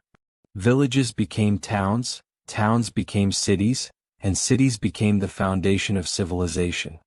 With agriculture came profound consequences. Populations exploded. Social structures grew more complex, with leaders, priests, and warriors rising in power. Writing systems emerged to track harvests, trade, and laws. Monumental architecture appeared, from ziggurats in Mesopotamia to pyramids in Egypt. Art, religion, and science blossomed, driven by the stability that farming societies created. The Holocene was the canvas on which humans painted the story of history.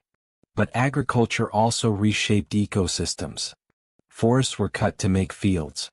Rivers were diverted for irrigation. Domesticated animals replaced wild herds, their numbers swelling under human care.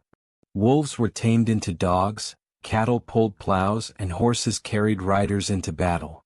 For the first time, a single species, humans, began to alter the balance of nature on a global scale. The Holocene also witnessed migrations that connected continents. Humans spread into the Americas, reaching its southern tip by around 10,000 years ago. They crossed oceans to populate Pacific islands. Trade routes linked distant regions, carrying not only goods but also ideas, technologies, and diseases. Civilizations rose and fell, Mesopotamia, Egypt, the Indus Valley, China, the Maya, each leaving legacies that shaped the human journey. Natural events still influenced life.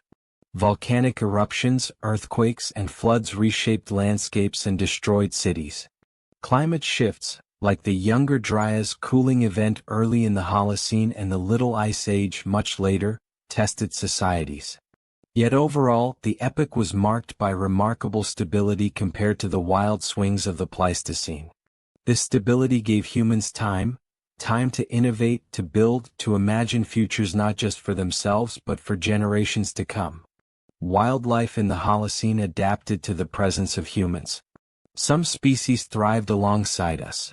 Rats, pigeons, cockroaches, and other opportunists flourished in human settlements. Others dwindled, pressured by hunting and habitat loss. Megafauna that had survived the Pleistocene, mammoths, mastodons, giant sloths, vanished in the early Holocene, driven to extinction by a combination of warming climates and human hunting. Lions, tigers, elephants, and bison persisted, but their ranges shrank as humans expanded. The balance of life tilted steadily toward one species, us. Picture a Holocene scene around 8,000 years ago in Mesopotamia. Farmers in a fertile valley sow barley under the watch of mud brick houses. Goats and sheep graze nearby, tended by children.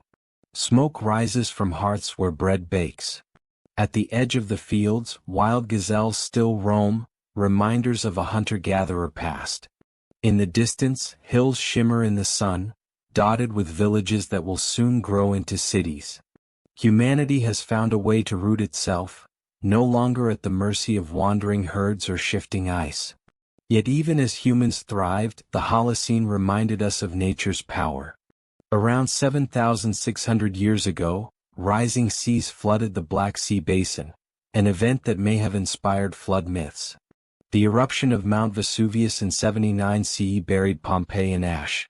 The massive eruption of Mount Tambora in 1815 caused the year without a summer, plunging much of the world into famine.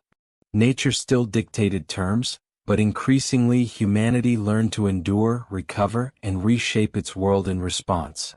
The Holocene is often considered the Anthropocene in waiting, the era when humans began to dominate Earth systems but had not yet fully tipped the balance.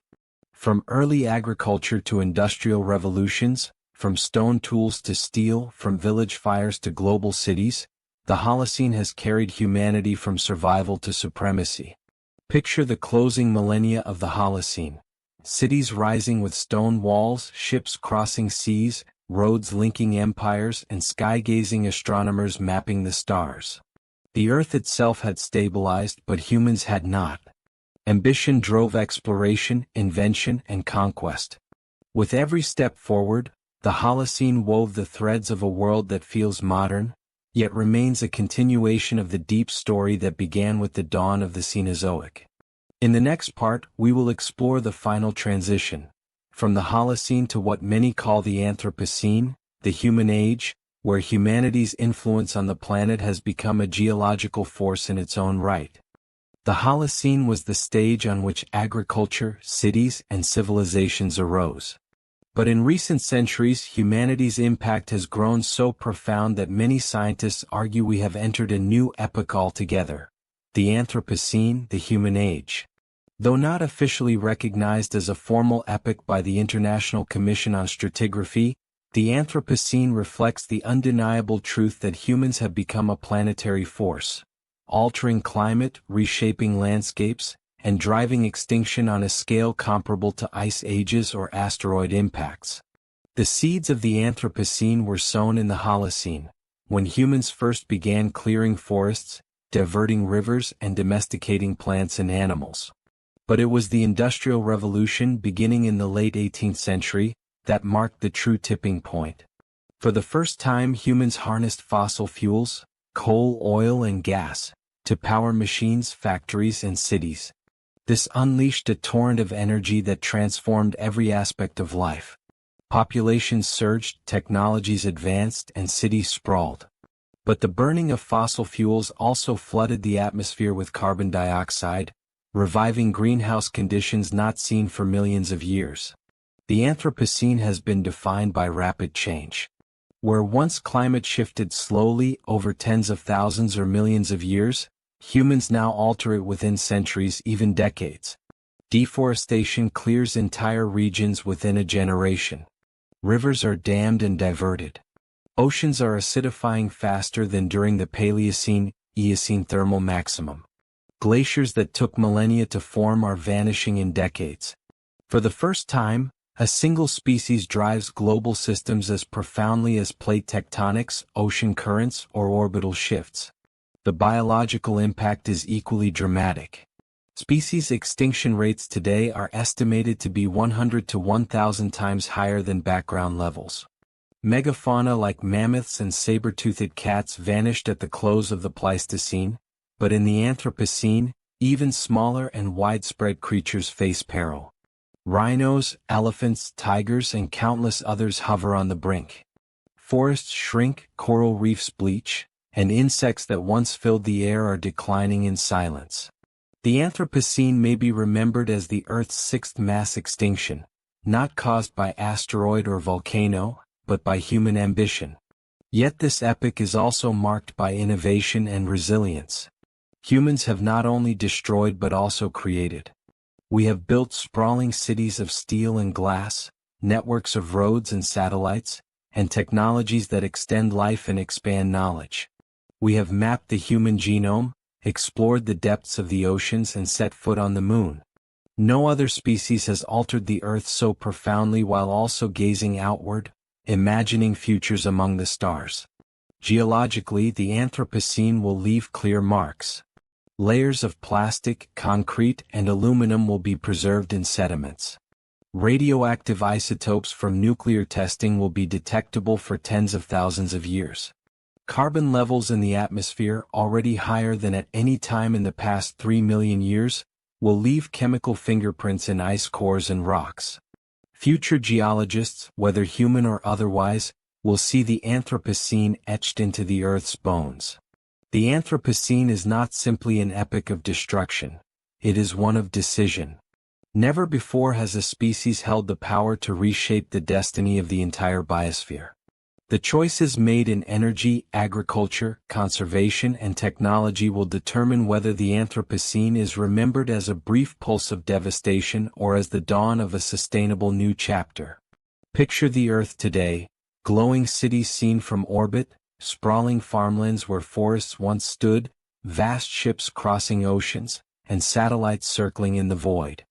A herd of elephants marches across a shrinking savanna, skirting villages and fields. A polar bear hunts on thinning sea ice.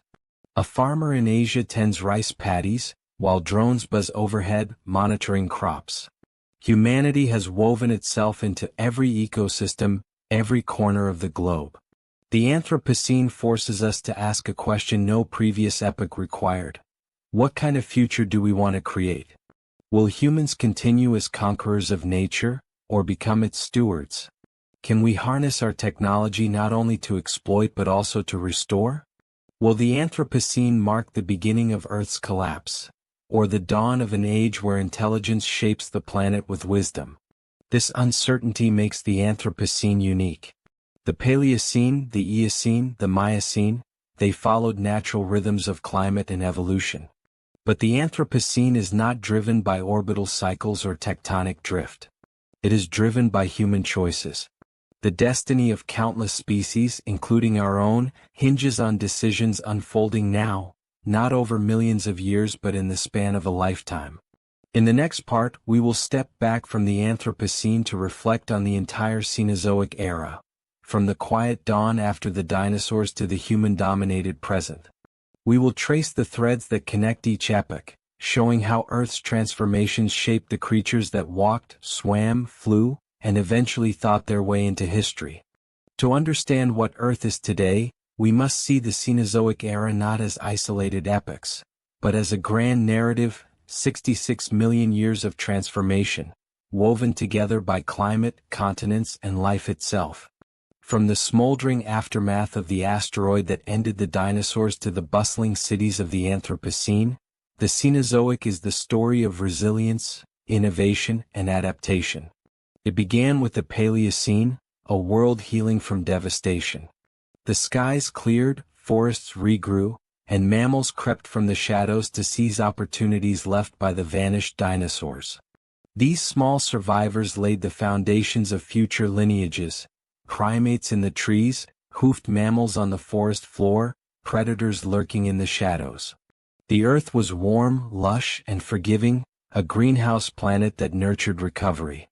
Then came the Eocene, the greenhouse world in full bloom. Forests stretched to the poles, crocodiles basked in what is now the Arctic, and mammals exploded in diversity.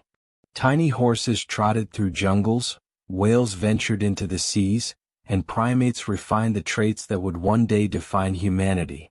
The Earth was alive with abundance, but change was stirring, cooling trends and shifting continents that would alter everything. The Oligocene marked the first decisive step toward the modern.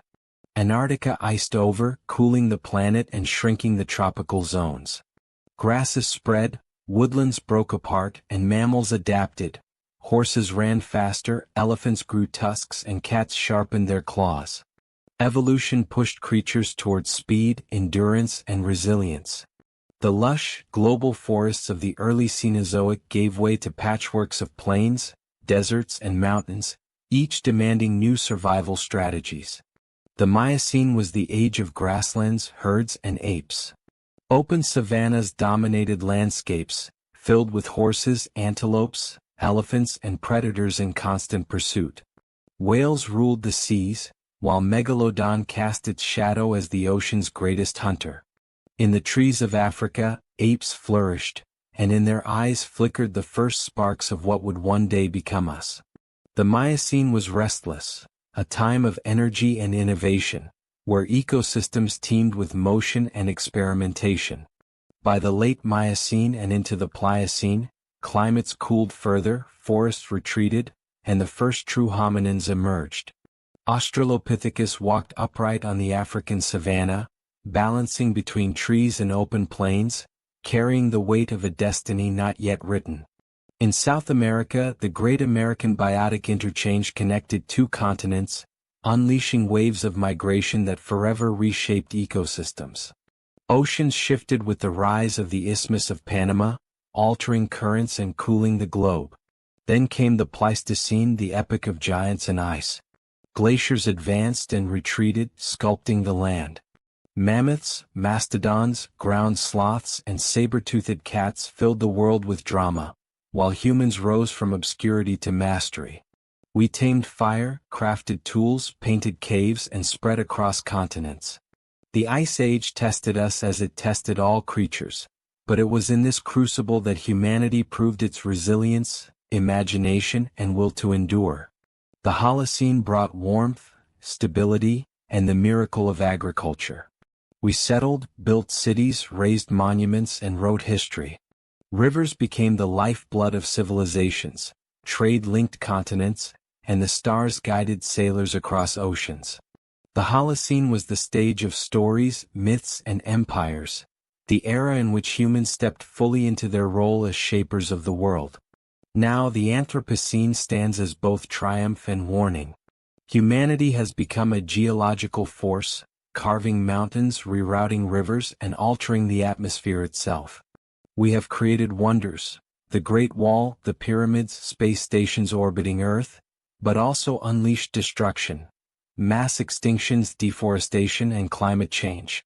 The Cenozoic arc has carried us from fragile mammals hiding from dinosaurs to the architects of a planetary future.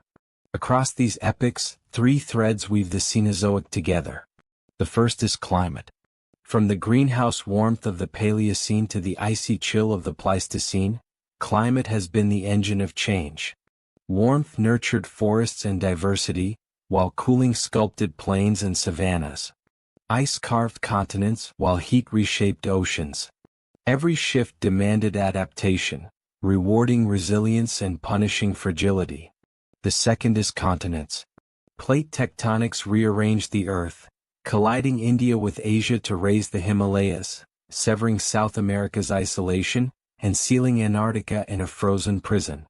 These movements shaped winds, rains, and currents, driving evolution as powerfully as predators or prey. The third is life itself. From tiny Paleocene shrews to towering mammoths, from ape-filled Miocene jungles to human-filled Holocene cities, the Cenozoic is a story of survival and transformation. Mammals rose, diversified, and conquered every habitat. Birds flourished in the skies, insects danced among flowers, and plants reshaped ecosystems with silent persistence. Picture the Cenozoic as a sweeping time-lapse. Forests blooming and retreating, ice sheets surging and melting, oceans shifting their currents, herds thundering across plains, predators striking, humans rising, and cities glowing in the night. It is not a story of stasis, but of motion, flux, and relentless change. And yet, through it all, one lesson endures. Survival depends on adaptation. Dinosaurs did not adapt to their catastrophe, but mammals did. Apes that clung only to trees faded, while those that tested the ground began a journey to humanity. Species that failed to bend vanished. Those that adjusted endured. In every epoch, resilience was the thread that bound the living to the future. In the next part, we will shift our focus from the broad sweep of the Cenozoic to the deeper connections between life and climate, exploring how shifts in temperature and ice shape the destinies of entire lineages, including our own. The Cenozoic era is often described as the Age of Mammals, but beneath the story of animals and plants lies another narrative, deeper and more relentless, the story of climate. From the greenhouse warmth of the early Paleocene to the icy swings of the Pleistocene, climate has been the sculptor of life, shaping bodies, behaviors, and entire ecosystems. Every evolutionary leap, from tiny shrews to humans, was made in the shadow of climate's shifting moods. At the dawn of the Cenozoic, climate carried the scars of catastrophe.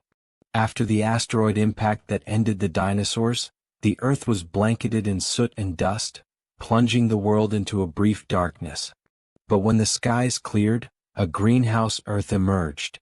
The Paleocene was warm, humid, and lush. Forests carpeted much of the globe, even stretching toward the poles. Small mammals and early primates thrived in this abundance, scurrying among broadleaf trees, feeding on fruits and insects. Climate, in this sense, was forgiving. It opened doors to recovery. The Eocene turned warmth into extravagance. The Paleocene-Eocene thermal maximum unleashed a dramatic surge of heat, driving global temperatures higher than at any point in the Cenozoic. Crocodiles lived in the Arctic. Palm trees shaded northern Canada. The warmth allowed mammals to diversify wildly. Tiny horses in tropical forests, giant penguins on Antarctic shores, whales venturing into seas that stayed temperate year-round. But even in this lush greenhouse, climate whispered of impermanence. By the mid-Eocene, carbon levels began to fall, and Earth's thermostat started to cool. That cooling reshaped the world in the Oligocene.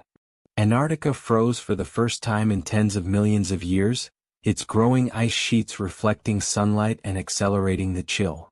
Sea levels fell, tropical zones shrank, and open habitats spread. Life adapted. Mammals developed tougher teeth to eat tougher plants. Runners evolved to chase prey across open ground. Carnivores refined their speed and strategy. The lush, interconnected rainforests of the Eocene gave way to mosaics of grassland, woodland, and desert. Climate demanded endurance and specialization. In the Miocene, the cooling trend continued, though not evenly. It was a time of oscillations, warmth surging, then fading, but never returning to Eocene highs. Grasslands spread dramatically, feeding vast herds and fueling predator-prey arms races. Mammals grew larger, faster, and more resilient. But climate's influence was not limited to ecosystems. It also drove tectonic and atmospheric systems. The rise of the Himalayas, a product of India's collision with Asia, intensified monsoons and altered global wind patterns. In Africa, drying landscapes fragmented forests into savannas, nudging apes toward experimentation with upright walking. Climate sculpted not just herds of horses and elephants, but the earliest steps of humanity itself. By the Pliocene, cooling intensified. Ice sheets thickened in Greenland and Antarctica, and the Isthmus of Panama reshaped ocean currents, locking Earth into a cycle of glaciations. Grasslands reached their fullest extent, while deserts expanded. The savannas of Africa became crucibles for hominin evolution. Bipedalism, tool use, and social cooperation were not accidents. They were responses to shifting climates that demanded flexibility. When forests dwindled, upright walking freed hands to carry food and tools. When seasons grew harsher, intelligence and cooperation replaced brute strength as survival strategies. Climate was no longer just a backdrop, it was a tutor. The Pleistocene carried this lesson to extremes. Glaciers surged and retreated over and over, carving valleys, shifting rivers, and rewriting coastlines. Each cycle forced migrations of plants and animals, testing their adaptability. Megafauna like mammoths, woolly rhinos, and saber-toothed cats thrived in cold steppes, while humans spread across continents, learning to adapt not just with bodies but with minds. Clothing, fire, and shelters allowed us to survive climates that would have annihilated less inventive species. Climate, once a master, was now being bent by human ingenuity. And then came the Holocene, a gift of stability. After hundreds of thousands of years of icy cycles, Earth entered a warm, relatively steady phase. This stability allowed agriculture to flourish, civilizations to rise, and humanity to reshape ecosystems at will. But stability was not the end of climate's influence. It was only a pause, one now disrupted by human activity. The Anthropocene reminds us that climate is no longer just a natural force. It is also a human creation.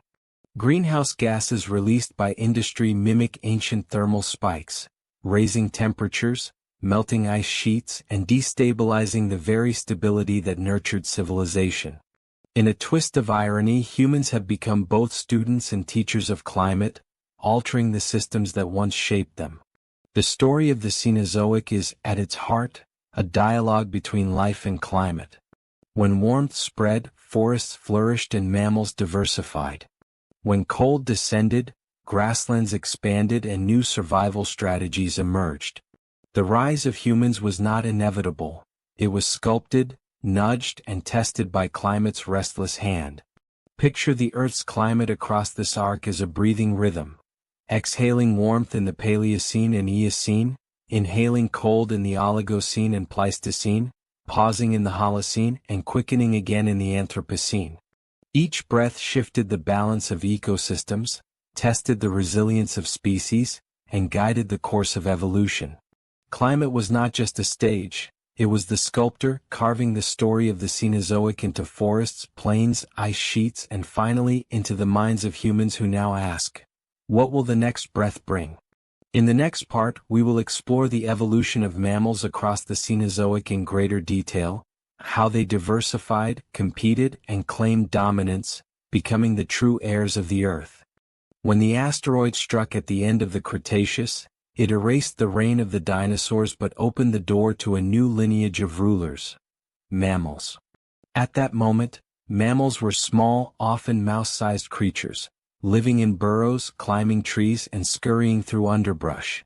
They had survived by being adaptable, nocturnal, and inconspicuous. Yet with the dinosaurs gone, they were free to explore niches that had been sealed off for over 150 million years. The Cenozoic would become their age, but their journey from shadows to sovereignty was neither simple nor swift.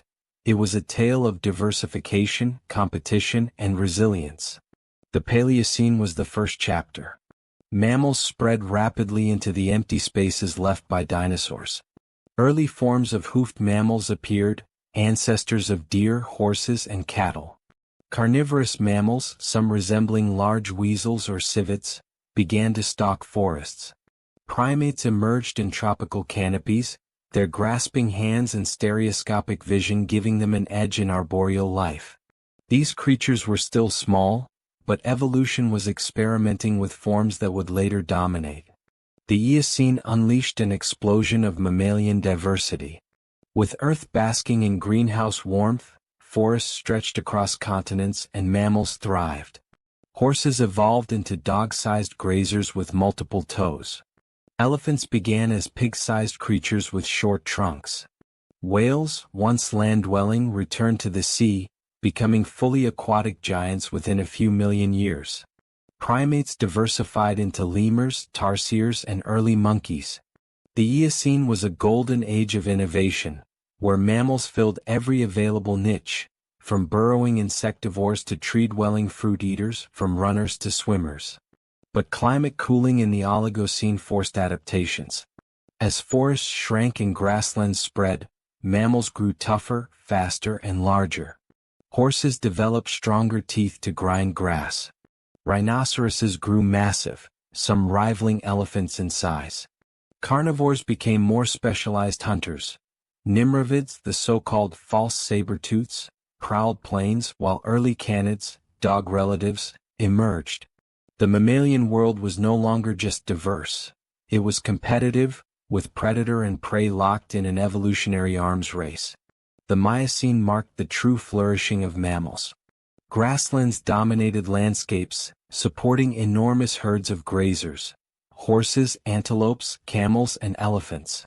With them came predators, cats with saber-like fangs, hyenas with crushing jaws, and the ancestors of wolves and lions.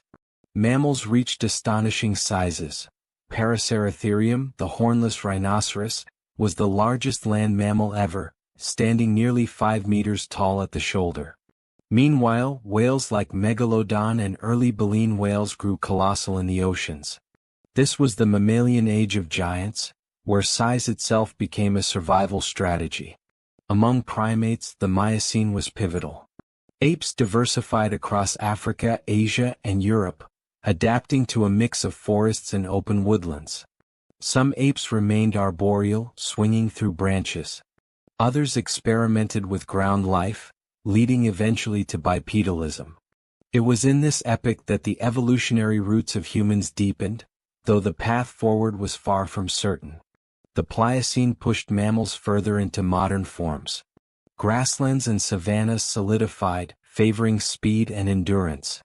Horses shed their multiple toes for single hooves, perfect for long-distance running. Carnivores refined their tactics, with true saber-toothed cats like Smilodon dominating the Americas. In Africa, hominins like Australopithecus walked upright, using their hands for tools and gathering. Mammals were no longer just surviving, they were shaping ecosystems as keystone species, influencing the balance of plants and prey. The Pleistocene took mammals to dramatic extremes. Ice Age ecosystems produced megafauna. Mammoths, mastodons, woolly rhinoceroses, giant ground sloths, and cave bears. Predators like dire wolves and saber-toothed cats stalked these giants. Humans, too, entered the stage as hunters, armed with fire, stone weapons, and cooperation. For tens of thousands of years, humans coexisted with megafauna, but by the end of the Pleistocene, many giants vanished. Whether by climate change, human hunting, or both, the extinctions reshaped mammalian communities forever.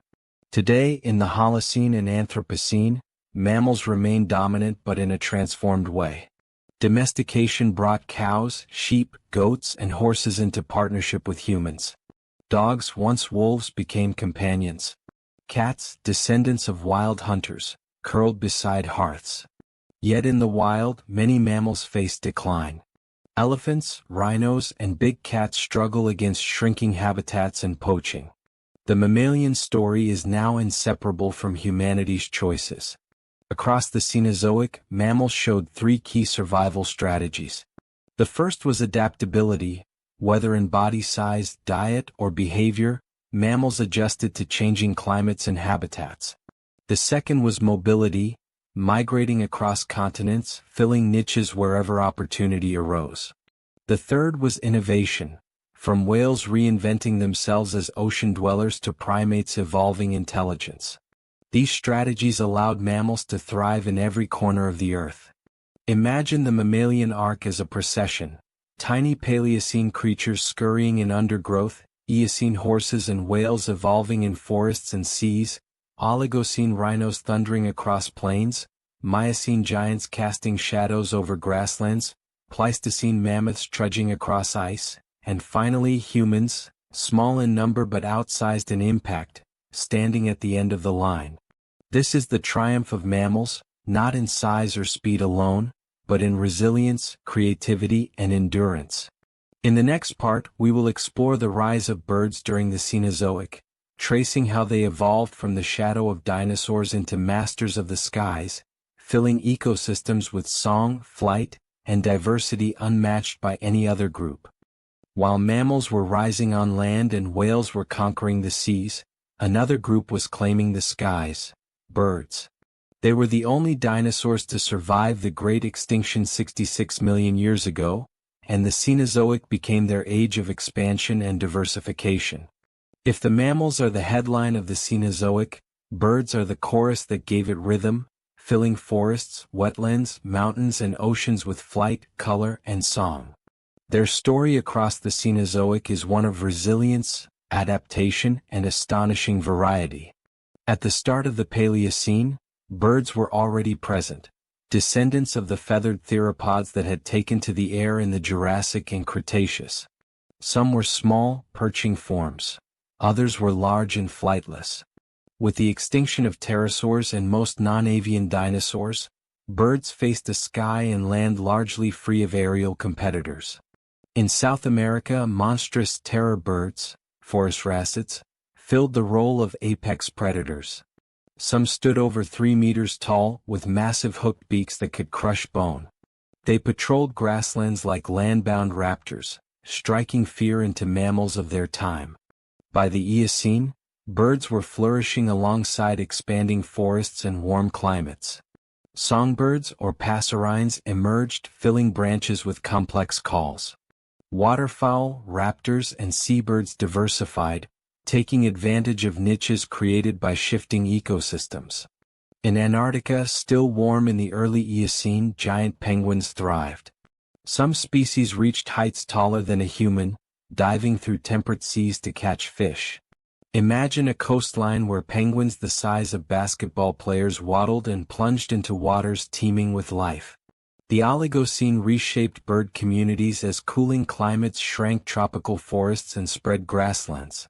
Raptors, including hawks and eagles, expanded as open habitats gave them room to soar. Waterbirds adapted to new wetlands and coastal zones. Terror birds continued to dominate South America, isolated from northern predators by oceans.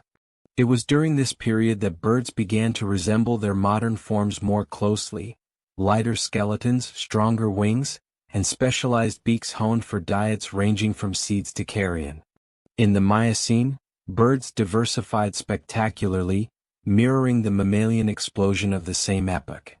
Grasslands supported large flocks of grazing birds like ostriches and emus, while forests echoed with songbirds that spread into every continent.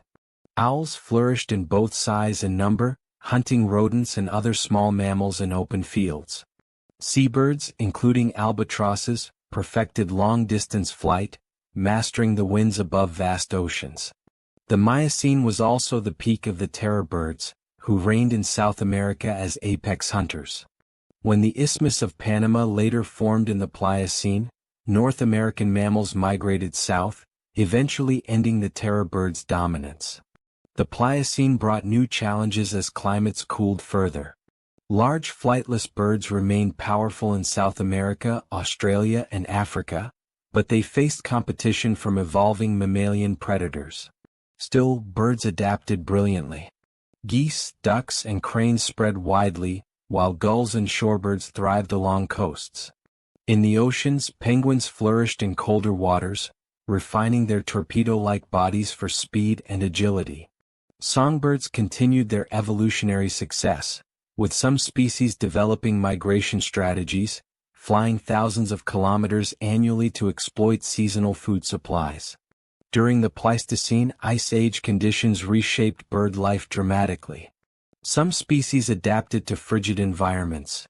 Snowy owls hunted across tundras, ptarmigans camouflaged in snowy plumage, and penguins in the southern hemisphere thrived in icy seas. Migratory birds evolved extraordinary endurance, traversing hemispheres to chase warmth and resources. Yet Ice Age megafauna offered opportunities too. Vultures and condors grew large on carcasses of mammoths and bison, soaring high to scavenge across vast landscapes. Humans also entered the avian story here, domesticating birds such as chickens, ducks, and geese, while others became symbols in art and myth. The flight of birds inspired humans to dream of the skies long before we ever built wings of our own. The Holocene saw birds adapt to human-dominated ecosystems. Chickens became one of the most numerous bird species on Earth, raised across continents. Pigeons colonized cities, thriving on human scraps. Songbirds accompanied humans into agricultural fields, both as companions and as pests. Falcons and hawks were trained for hunting, while parrots and canaries became pets.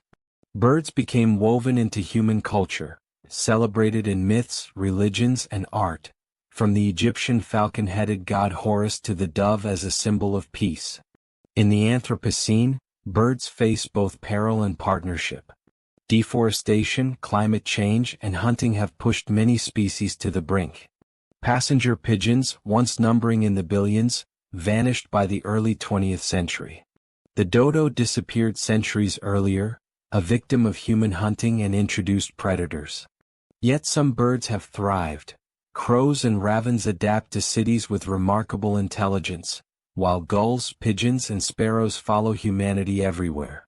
Conservation efforts protect others, from the bald eagle in North America to the kakapo in New Zealand. Birds remain indicators of environmental health. When birds disappear, ecosystems falter. Across the Cenozoic, birds displayed three enduring strengths. First, flight, which gave them unparalleled mobility, allowing them to migrate, escape predators, and colonize islands. Second, diversity, from tiny hummingbirds to giant ostriches, from seabirds to raptors. Their variety made them resilient in changing climates. Third, song and behavior, which helped them communicate, attract mates, and adapt socially in ways few other creatures could match. Imagine the avian arc of the Cenozoic as a symphony, the heavy footfalls of terror birds echoing through Paleocene grasslands, the honks of migrating geese crossing Miocene skies, the cries of seabirds circling ancient coasts, the whispered wing beats of owls hunting under Ice Age moons, and today the morning chorus of sparrows, robins, and blackbirds outside human windows. Birds have been constant companions through every shift, their songs and flights a reminder of continuity amid change. In the next part, we will explore the plant story of the Cenozoic, tracing how forests, grasses, and flowers reshaped ecosystems, setting the stage for mammals, birds, and ultimately humans. If mammals and birds were the actors of the Cenozoic stage, then plants were the set designers, the architects who reshaped the very environments in which evolution unfolded. Forests, grasslands, deserts, and wetlands were not just backdrops. They were active forces in guiding the destinies of animals, influencing diets, behaviors, and survival strategies. The Cenozoic is as much the age of plants as it is the age of mammals, for without the greening of Earth, the rise of mammals, birds, and eventually humans would have been impossible. At the dawn of the Paleocene, plants were recovering from devastation. The asteroid impact that ended the Cretaceous had scorched forests and darkened skies, leading to widespread die-offs. But plants, like animals, proved resilient. Ferns surged first, carpeting burned landscapes before trees returned. Forests of broadleaf evergreens, magnolias, and palms spread across the warming globe. Flowering plants, angiosperms, which had already begun their rise in the Cretaceous, diversified rapidly, producing fruits and seeds that fueled the expansion of birds and mammals alike. The Paleocene was a world of dense canopies and humid undergrowth, where fruit-bearing trees shaped early primate evolution. The Eocene marked the high point of a greenhouse Earth, and plants reflected this abundance. Rainforests stretched nearly pole to pole, with lush vegetation thriving even in what is now the Arctic. Palm trees swayed along northern shores, while tropical hardwoods dominated equatorial forests. Angiosperms diversified further, developing intricate partnerships with pollinators, bees, butterflies, and birds, ensuring their spread. The world was a garden of excess, where animals evolved to exploit nectar, fruits, and seeds. This floral boom not only supported biodiversity but also transformed Earth's atmosphere, locking carbon into soils and forests, stabilizing the greenhouse heat. But climate cooling in the Oligocene began to thin these forests. As Antarctica froze and global temperatures dropped, woodlands retreated, making room for open habitats. Shrubs and drought-resistant plants expanded. Grasses, once minor players, began their steady rise. These early grasses were not yet the sprawling savannas of later epochs, but they hinted at what was to come. Forest fragmentation forced primates into new behaviors and pushed herbivores to adapt to tougher diets. Plants, by shifting landscapes, were nudging evolution forward. The Miocene was the true revolution of plants. Grasses exploded in range and diversity, covering vast swathes of continents. They were not ordinary plants. They contained silica in their tissues, which made them abrasive to teeth. This innovation drove one of the most significant evolutionary responses of the Cenozoic. Mammals developed high-crowned teeth capable of enduring a lifetime of grazing. Horses, antelopes, and elephants flourished in these grasslands, while predators evolved to chase them across open spaces. Grasses also influenced climate by locking away carbon, cooling the earth further. The rise of grasslands was not just a botanical shift. It was a planetary transformation. Trees, too, adapted to new conditions. Deciduous forests became dominant in temperate regions, shedding leaves to survive seasonal shifts. In tropical zones, rainforests persisted but became patchier, interspersed with savannas and woodlands. In Asia, bamboo forests spread, providing a niche that would later sustain giant pandas. Plants diversified not only in form but also in function, building ecosystems that demanded constant adaptation from animals. The Pliocene carried these trends forward. Grasslands expanded further, deserts grew under cooling and drying climates, and savannas flourished in Africa. These savannas became the cradle of human evolution, providing both challenges and opportunities. Upright walking, tool use, and cooperative hunting were all responses to environments shaped by plants. At the same time, fruit-bearing trees remained vital, supplying critical nutrients to early hominins. Plants were not passive, they were active agents in shaping our lineage. The Pleistocene saw dramatic oscillations. During glacial periods, forests retreated, giving way to tundra and steppe ecosystems dominated by hardy grasses, mosses, and shrubs. These mammoth steppes supported vast herds of megafauna, woolly mammoths, bison, and reindeer, that grazed across cold, dry plains. In interglacial periods, forests expanded again, bringing cycles of expansion and contraction that tested both plants and animals. Humans, entering this world, learned to exploit both forest and plain, adapting diets and technologies to shifting vegetation. In the Holocene, as ice retreated, plants reclaimed vast territories. Forests spread across Europe, Asia, and North America, while grasslands stabilized in Africa and the Americas. But it was humans who now shaped plant life most profoundly. Through agriculture, we domesticated wheat, rice, maize, potatoes, and countless other species. We altered ecosystems, favoring crops over wild plants, orchards over forests, and pastures over savannas. Domestication was a partnership, but also a conquest. Plants that served humans thrived while others dwindled. The Holocene saw the beginning of Earth's first human-made ecosystems. Now, in the Anthropocene, the plant story is entwined with our own. Deforestation clears ancient rainforests for fields. Monocultures replace biodiversity with single crops. Yet conservation and reforestation efforts remind us that plants remain our greatest allies, absorbing carbon, producing oxygen, and feeding us daily. Grasses, trees, and flowers still anchor ecosystems, still shape climates, and still define the survival of life on Earth. Across the Cenozoic, plants demonstrated three defining strategies. First, innovation, from flowers evolving pollinator partnerships to grasses reinventing herbivory. Second, resilience, bouncing back from extinction, cooling, and ice. Third, influence, reshaping the very pathways of animal evolution including our own. Plants were never silent bystanders. They were engineers of destiny. Picture the plant arc of the Cenozoic, Paleocene forests reweaving themselves after catastrophe, Eocene jungles brushing against the poles, Oligocene woodlands giving way to grass, Miocene plains stretching endlessly under herds, Pleistocene tundras feeding giants of ice, Holocene orchards and fields feeding humans, and today, vast rainforests breathing life into a planet strained by industry. The green architects remain central to Earth's story, as vital now as in the dawn of the Cenozoic. In the next part, we will explore the oceans of the Cenozoic, tracing how marine life, from whales to sharks to plankton, reshaped aquatic worlds and influenced global climate systems. When we think of the Cenozoic, we often picture grasslands, forests, or ice age tundras.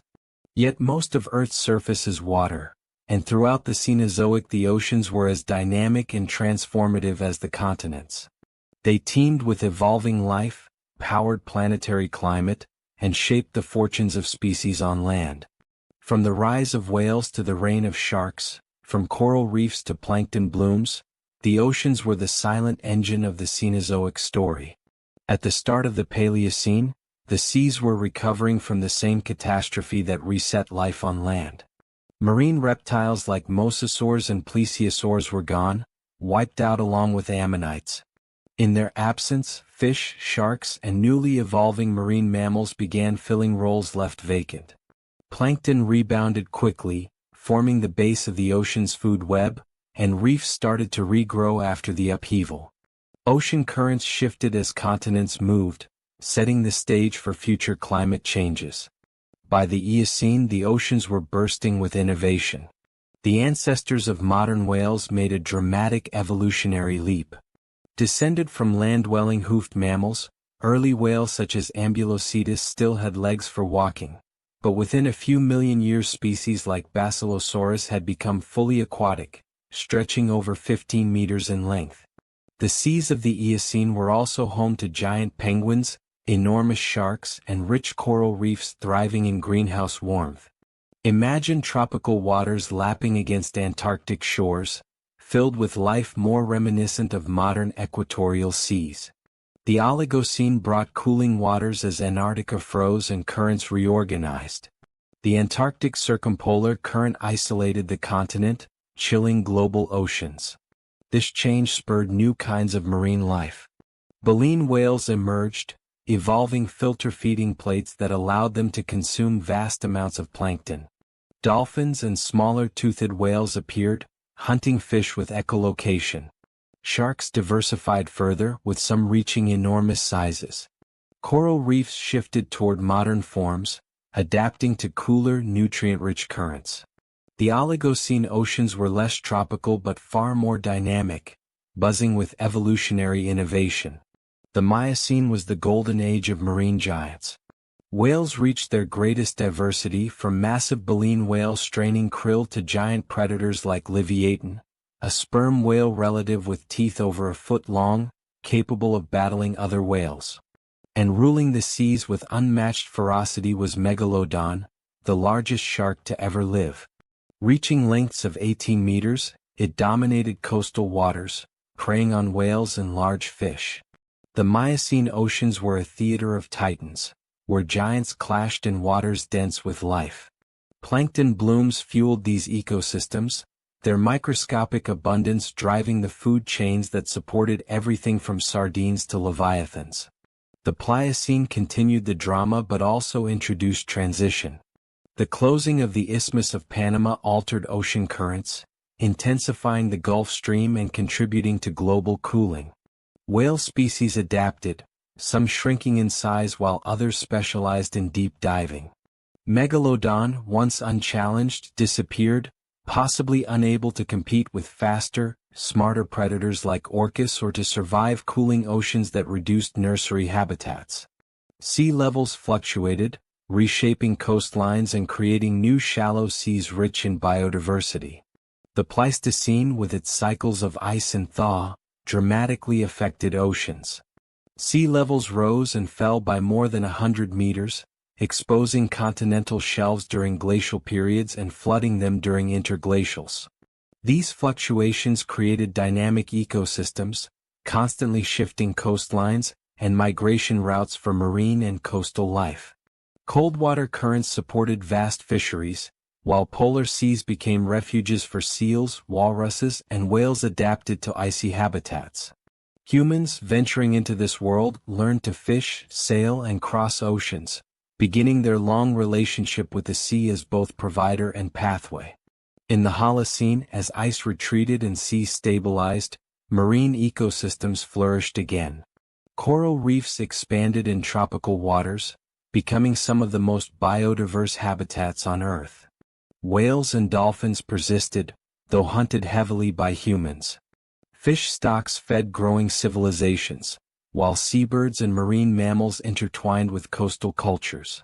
The sea was no longer just a wilderness, it became part of human life, a source of food, trade, and myth. Now in the Anthropocene, the oceans reflect both abundance and crisis. Overfishing has collapsed many fisheries. Whales, once nearly driven to extinction, are recovering thanks to protection, but many species remain endangered. Coral reefs are bleaching under warming seas, and plastic pollution drifts in gyres the size of countries. Yet the oceans remain vital. Plankton still produce most of Earth's oxygen, currents still regulate climate, and marine ecosystems still anchor life's balance. The blue heart of the Cenozoic continues to beat, though it beats uneasily under human strain. The ocean's story across the Cenozoic highlights three enduring themes. First, innovation. Whales reinvented themselves from land mammals into ocean titans. Sharks perfected predation. Plankton reshaped ecosystems with unseen power. Second, scale. From microscopic plankton to megalodon, life in the oceans embraced extremes, proving that survival can be found in both minuteness and immensity. Third, connection. The oceans linked climates, continents, and species, acting as the planet's circulatory system. Without their rhythms, the Cenozoic story would have been impossible.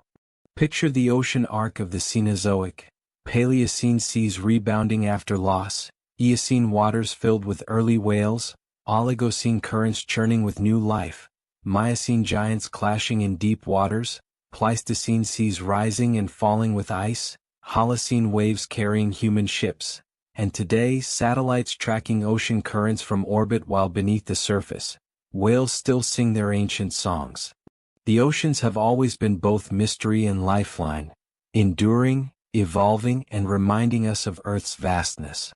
In the next part, we will return to land and explore the predator-prey dynamics of the Cenozoic, tracing how survival became an endless contest of speed, strength, intelligence, and strategy. From the moment life began, survival has meant a constant dance between hunters and the hunted. In the Cenozoic, as mammals and birds took center stage, this dance intensified into an evolutionary arms race unlike any before. The rise of grasslands, the cooling of climates, and the spread of new habitats demanded sharper senses, faster legs, tougher hides, and keener strategies. Predator and prey sculpted one another, each adaptation answered by a counter-adaptation, weaving an endless contest of survival that defined entire ecosystems. In the Paleocene, predators were small, often resembling weasels or civets, while prey were mostly rodents, early ungulates, and insectivores. Forested landscapes meant ambush was the dominant hunting style. A predator could lurk in the undergrowth or leap from branches, while prey relied on agility and concealment to slip away. The contest was intimate, close quarters, and determined by stealth. The Eocene saw predators growing larger and more specialized. Creodonts, now extinct, were the apex hunters of the age. With powerful jaws and strong bodies, They preyed on early horses, primates, and other mammals of the lush forests. Prey species in turn honed their senses, sharper hearing to detect rustling leaves, better eyesight for spotting motion, and improved social behaviors like flocking or herding for protection. Ambush remained key, but the seeds of open-ground pursuit were beginning to form. By the Oligocene, cooling climates and spreading grasslands transformed the contest. With forests shrinking, ambush became less effective. Speed became the new currency of survival. Ungulates like early horses developed longer legs and lighter bodies, capable of outrunning predators. In response, predators grew faster too. Nimravids, saber-toothed hunters unrelated to cats, stalked the plains relying on bursts of speed and powerful leaps. The arms race was escalating, each adaptation forcing its counterpart to evolve in turn. The Miocene intensified this race to extremes. Herds of grazing mammals grew larger, and with them, predators refined their skills. Cats evolved, true felids emerging with stealth, speed, and retractable claws. Hyenas and dog-like canids developed endurance hunting, able to chase prey for long distances until exhaustion brought them down. Prey countered with herding behaviors, safety in numbers, collective vigilance, and migration strategies that moved thousands of animals across continents. It was in this epoch that predator-prey interactions shaped the very landscape. Grasslands grew because grazing herds controlled forests, while predators followed the herds, ensuring constant motion. The Pliocene saw the arrival of some of the most iconic predators. Saber-toothed cats like Smilodon and cheetah-like cats capable of extreme speed hunted side by side. Canids evolved into wolves, perfecting cooperative hunting strategies that prey could resist only with group defense. Prey mammals adapted by becoming not only faster but also more social. Antelopes developed horns for defense, elephants formed protective herds, and zebras evolved stripes that confused predators in motion. The contest was no longer just physical, it was strategic, a battle of wits as much as bodies. The Pleistocene brought giants to the battlefield. Prey included mammoths, mastodons, giant ground sloths, and bison herds that stretched across continents. Predators rose to the challenge. Dire wolves hunted in packs, cave lions stalked the tundras, and Smilodon delivered killing bites with saber-like canines. Humans entered this contest too, not with claws or fangs but with fire, tools, and cooperation. We became predators unlike any other, able to outthink and outmaneuver even the largest prey. The balance shifted. For the first time, prey faced hunters who could change the rules entirely. In the Holocene, humans altered the predator-prey dynamic forever. We domesticated prey, cattle, sheep, goats, and protected them from natural predators. Wolves, once feared, became partners, evolving into dogs. Large predators dwindled as humans expanded, hunted, or confined them. Yet the arms race did not end, it shifted. Now the contest plays out in agriculture, pest control, and conservation, where humans act as both predator and protector. Today in the Anthropocene, the predator-prey balance is fragile. Many apex predators, tigers, lions, leopards, wolves, survive only in fragmented habitats. Prey species like deer and antelope thrive in some places but vanish in others. Humans with technology can wipe out species or save them, wielding power that no predator ever held before. The contest endures, but it has taken on a new form with humanity at its center. The predator-prey story of the Cenozoic is more than survival, it is evolution in motion. Predators sharpened speed, stealth, and cooperation. Prey refined senses, defenses, and social strategies. The grasslands, forests, and tundras of the era were shaped not just by climate but by this ceaseless contest, an arms race that left marks in teeth, bones, and behavior still visible today. Imagine this arms race as a moving tableau.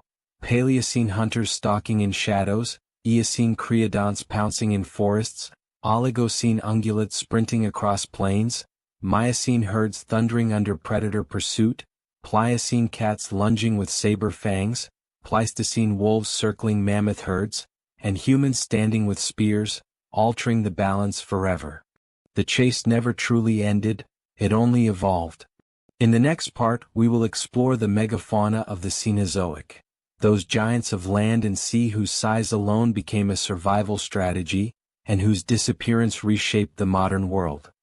Throughout the Cenozoic, size itself became a survival strategy. With forests thinning, grasslands spreading and climates fluctuating, many animals evolved into titans, giants of land and sea whose bulk protected them from predators, allowed them to travel vast distances, and shaped ecosystems around their presence. These megafauna, creatures typically weighing over 45 kilograms, 100 pounds, became the icons of the Cenozoic, from mammoths and giant sloths to whales and saber-toothed cats. Their rise and fall is one of the most dramatic threads of Earth's recent past. The story begins modestly in the Paleocene when mammals were still small. Yet even then, some species were testing the boundaries of size. Early herbivores like Coryphodon, a hippo-sized browsing mammal, roamed swamps and forests. But it was in the Eocene that true giants emerged. Proboscideans, ancestors of elephants, began evolving larger bodies and tusks. Whales, too, started their march toward gigantism, leaving land behind to become rulers of the seas. Basilosaurus, stretching over 15 meters, dwarfed anything else in the oceans. The Oligocene refined these giants further. Land mammals grew larger in open habitats. Indracuthers, relatives of rhinoceroses, became the largest land mammals ever, standing 5 meters tall at the shoulder and stretching nearly 8 meters in length. They grazed on leaves and shrubs, their towering bulk unchallenged by predators. In the seas, baleen whales evolved the ability to filter feed, setting the stage for even greater size as they tapped into the boundless productivity of plankton blooms. By the Miocene, the world was alive with giants. Paraceratherium, the colossal hornless rhino, still roamed Asia. Herds of elephant-like gomphotheres spread across continents. Whales diversified into colossal predators like Leviathan, armed with massive teeth, and gentle baleen whales that reached lengths of 20 meters. Sharks reached their zenith with Megalodon, a predator the size of a bus that hunted whales along coasts. On land, giant camelids, rhinos, and giraffids grazed in endless grasslands. Predators, too, reached impressive sizes, with saber-toothed cats and bear dogs pushing the limits of carnivorous power. The Pliocene continued this trend but also introduced change. Climate cooling and drying limited the spread of some giants while favoring others. Mammoths appeared, adapted to cold grasslands with shaggy coats and curved tusks. Saber-toothed cats like Smilodon grew heavier and more muscular, specialized for ambushing large prey. Ground sloths in South America evolved to the size of elephants, lumbering across plains to feed on tough vegetation. The Pliocene was a preview of the Ice Age, where giants would dominate but also stand on the edge of peril. The Pleistocene was the true age of megafauna. Across the globe, ecosystems brimmed with giants. In North America, mammoths, mastodons, bison, and giant beavers thrived. South America hosted glyptodonts, armored mammals the size of cars, and sloths taller than giraffes. In Eurasia, woolly rhinoceroses and cave bears roamed. In Australia, marsupial lions and giant kangaroos filled niches. The Ice Age created environments where size was an asset, conserving heat in cold climates and intimidating predators. Predators themselves were massive. Dire wolves hunted in packs, cave lions rivaled modern lions in size, and saber-toothed cats delivered devastating killing blows. But the end of the Pleistocene brought tragedy. As glaciers retreated and climates warmed, many megafauna vanished. Mammoths disappeared from most of their range, surviving only on isolated islands for a few thousand more years. Ground sloths, glyptodonts, and saber-toothed cats went extinct. Megalodon had already vanished by the Pliocene, leaving modern sharks to inherit the seas. Scientists debate the causes, climate change, human hunting, or both, but the pattern is clear. Within a few millennia of human expansion into new continents, many giants disappeared. In the Holocene, megafauna dwindled further. Elephants, rhinos, and bison survived but in reduced numbers and ranges. Whales persisted, growing even larger, with the blue whale, at over 30 meters long, becoming the largest animal in Earth's history. Yet many of these giants faced new pressures from humans: hunting, habitat loss, and domestication. Horses, camels, and cattle were tamed, becoming partners rather than prey. Elephants were captured for labor, whales hunted for oil, and bison nearly exterminated on the North American plains. Humanity reshaped the fate of giants, deciding which survived and which vanished. Now, in the Anthropocene, megafauna are symbols of both loss and hope. Many are endangered: elephants poached for ivory, rhinos for their horns, whales threatened by ships and climate change. Yet conservation efforts strive to protect them, from African savanna parks to marine sanctuaries. Some scientists even discuss de-extinction, attempting to resurrect mammoths through genetic engineering.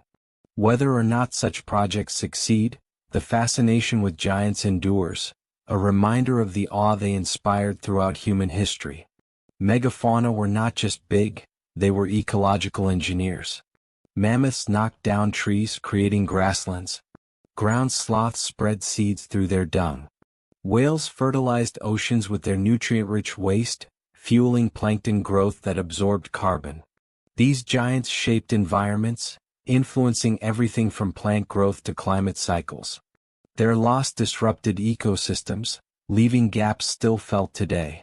Picture the arc of Cenozoic giants: Paleocene forests hiding hippo-like browsers, Eocene seas ruled by proto-whales, Oligocene plains shaken by indricothers, Miocene oceans thundered by megalodon, Pleistocene tundras echoing with mammoth herds, Holocene savannas still trembling under elephants, and today the ocean carrying the songs of blue whales, the last of Earth's colossal wonders. Giants rose, dominated, and fell, leaving behind a legacy etched in fossils, myths, and memory. In the next part, we will explore the human connection to the Cenozoic, reflecting on how our species not only evolved within it but also became its defining force, weaving ourselves into every chapter of this grand story. The Cenozoic is often called the Age of Mammals, but by its final chapters it could be just as easily called the Age of Humans. From our humble beginnings as small primates in Miocene forests to global dominance in the Anthropocene, our species embodies the arc of resilience, adaptation, and ambition that defines this era. Humanity's rise is not just a biological story but a cultural one, where intelligence, cooperation, and imagination allowed us to transcend the limitations of climate, predators, and chance. The seeds of our journey were planted in the Miocene, when apes diversified across Africa, Europe, and Asia. In the shifting savannas of East Africa, some apes began experimenting with upright posture. By the Pliocene, bipedal hominins like Australopithecus walked the plains, freeing their hands to carry food, wield tools, and protect young. These early steps were fragile, yet they set a course no other species would follow. Upright walking, though seemingly simple, transformed everything: our energy efficiency, our perspective, and our potential for innovation. The Pleistocene tested humanity with ice and fire. Climate swung wildly, forcing adaptability. Our ancestors crafted stone tools, tamed fire, and hunted cooperatively. They painted caves with animals that stirred their imagination, leaving echoes of thought across millennia. From Africa, humans spread outward, crossing into Asia, Europe, and the Americas, encountering mammoths, saber-toothed cats, and towering ground sloths. Each challenge demanded creativity: clothing for cold, rafts for seas, strategies for prey larger than any predator. The Pleistocene was humanity's crucible, where intelligence became our greatest survival tool. The Holocene allowed humanity to flourish. As glaciers retreated and climate stabilized, we planted seeds, domesticated animals, and built villages. Agriculture birthed surpluses, surpluses birthed cities, and cities birthed civilizations. We raised monuments that touched the sky and carved rivers into fields that fed millions. Writing, art, religion, and science blossomed. The Holocene was not just about survival, it was about meaning. Humans began to ask questions beyond survival. Who are we? Why are we here? What lies beyond the stars? But our story did not stop there. The Anthropocene, the human age, reflects our role as a geological force. We split the atom, walked on the moon, and mapped our own DNA.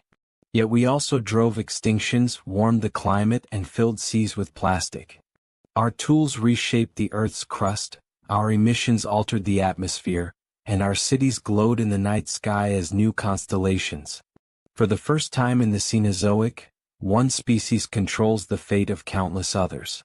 The question now is whether we will wield that power wisely. Humans, like other Cenozoic creatures, were shaped by climate, continents, and competition. But unlike any other, we turned those forces back on the world, bending them to our will. Fire replaced fangs, cooperation replaced armor, and imagination replaced instinct. We are predators, prey, builders, and dreamers all at once. Our rise illustrates a broader truth of the Cenozoic, that survival favors not only the strongest or fastest but also the most adaptable. Imagine the human arc as a sweeping panorama. Miocene apes swinging in trees, Pliocene hominins striding upright, Pleistocene hunters circling mammoths, Holocene farmers sowing seeds, and Anthropocene astronauts gazing at Earth from orbit. Each stage is a reflection of the same thread, our relentless drive to endure, explore, and create. The human story is not just our own, it is the culmination of millions of years of Cenozoic evolution. The grasses that fed our prey, the predators that sharpened our reflexes, the climates that tested our endurance, all forged the conditions that made us possible. We are the children of forests, savannas, glaciers, and seas, heirs of every mammal, bird, and plant that survived the long march of time. Yet our role is double-edged. We are both beneficiaries and disruptors. We inherited the stability of the Holocene, yet we now destabilize it. We inherited biodiversity born of millions of years, yet we risk unraveling it. The Anthropocene is not just a chapter, it is a choice. We can continue to consume until ecosystems collapse, or we can become stewards, protecting the legacy of the Cenozoic for the ages to come. The Cenozoic, viewed from its beginning to now, tells a single story: life endures. It adapts, innovates, and transforms in the face of catastrophe, climate, and change. Humanity is the latest expression of that resilience, but also its greatest test. What we do in the coming centuries will determine whether the story of the Cenozoic ends in ruin or opens into a future of renewal. Picture the end of this journey: a planet scarred yet alive, oceans still beating, forests still breathing, and humans standing at a crossroads. Behind us stretch 66 million years of survival, from the first mammals scurrying under ferns to blue whales singing in vast seas. Ahead lies an unwritten future. The Age of Mammals continues, but whether it remains an age of life or an age of loss depends on what we choose to become. In the next part, we will broaden our lens one final time, stepping back to view the Cenozoic not as isolated epics but as a single grand story, a saga of transformation that connects dinosaurs' extinction to humanity's rise. To look at the Cenozoic in fragments is to see a series of remarkable changes: warming and cooling, forests rising and falling, mammals diversifying, humans appearing. But to look at it as a whole is to see a grand tapestry, woven of climate, continents, plants, and creatures, each thread looping into the next. From the ashes of catastrophe to the rise of civilizations, the Cenozoic is the story of how Earth remade itself and how life, endlessly inventive, adapted in response. It began in silence, the silence after the asteroid. The last roars of dinosaurs had faded, the seas emptied of marine reptiles, the skies cleared of pterosaurs. The Paleocene was a world of survivors, shrews, rodents, and birds, that began stitching together new ecosystems. Recovery was slow but steady, forests spreading green across scarred lands, small mammals evolving into strange new forms. From these modest beginnings, the threads of the Cenozoic began to intertwine. The Eocene stretched those threads wide. It was a greenhouse paradise, a planet sweltering with warmth and abundance. Crocodiles basked near the poles, whales swam in balmy seas, primates chattered in lush forests that blanketed continents. Life was experimental, exuberant. The Earth seemed to have shrugged off catastrophe and entered a golden bloom. But the climate's thread began to cool, and with cooling came change. The Oligocene pulled the tapestry in new directions. Antarctica froze, reshaping ocean currents. Forests shrank, grasslands crept outward, and mammals adapted or vanished. Evolution favored the fleet-footed, the sharp-eyed, the tough-toothed. Predators and prey raced across open plains, locked in contests of endurance and cunning. The Earth itself seemed more restless, less forgiving, demanding resilience. The Miocene expanded the canvas further. Grasses spread like wildfire, feeding herds that thundered across continents. Whales grew to titanic size, sharks to monstrous lengths, apes flourished in African forests, and ecosystems hummed with energy. It was an epic of giants and of innovation, where life pressed against the limits of possibility. The threads of climate, tectonics, and biology wove tightly, sculpting the world into a form we would recognize today. The Pliocene added drama to the weave. Continents locked into their modern positions, and the Isthmus of Panama redirected oceans. Climate cooled, pushing species into adaptations both subtle and bold. Hominins walked upright, wielded tools, and began their long march toward humanity. The Earth was preparing its stage for the most profound story yet. The Pleistocene was a climax, an epic of ice and fire, of giants and ingenuity. Glaciers surged, retreating only to surge again. Mammoths trudged across tundras, saber-toothed cats prowled, and humans spread outward, mastering fire, hunting, and art. The predator-prey balance shifted as intelligence, not muscle, became the supreme weapon. The Ice Age was not just a test, it was a crucible that forged our species. The Holocene smoothed the tapestry with stability. Ice retreated, climate steadied, and humans planted seeds. Agriculture bound us to the land, cities rose, civilizations flourished. Myths, sciences, and arts spilled across the fabric, threads of thought entwining with threads of survival. The Holocene was the calm after the storm, yet also the moment when humans began pulling the tapestry's threads in new, unpredictable ways. Now, the Anthropocene is both continuation and disruption. Humans weave with tools unseen before, machines, satellites, industries, leaving bright but troubling marks. The tapestry darkens in places, species vanishing, forests unraveling. Yet in other places, conservation stitches wounds, rewilding efforts patch holes, and human creativity attempts to mend what it has torn. The Anthropocene is a tapestry still in the loom, its pattern uncertain, its meaning unresolved. Across this grand design, three themes emerge. First, resilience, life's ability to rebound from catastrophe, whether asteroid strikes or ice ages. Second, adaptation, the way every species, from horses to hominins, reshape themselves to meet changing climates and habitats. Third, connection, the truth that no thread stands alone. Plants feed animals, oceans regulate air, predators sharpen prey, and humans inherit it all. The Cenozoic is not many separate stories, it is one vast, interconnected saga.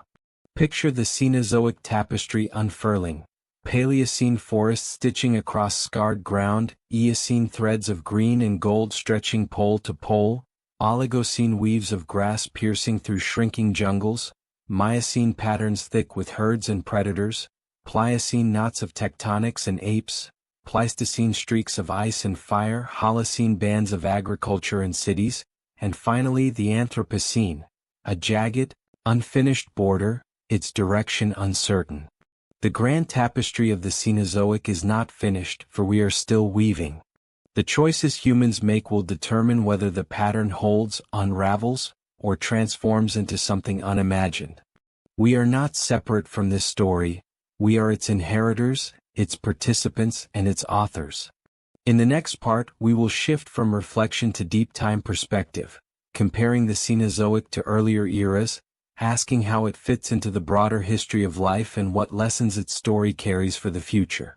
To appreciate the Cenozoic fully, we must set it against the backdrop of Earth's deep history.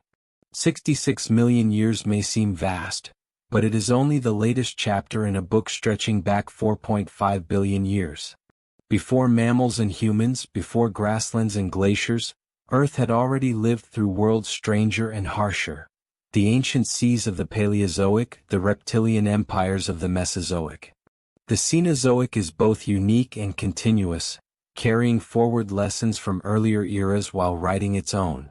The Paleozoic era, beginning over 540 million years ago, was the age when complex life first exploded in diversity. In the Cambrian seas, trilobites, brachiopods, and the first vertebrates appeared.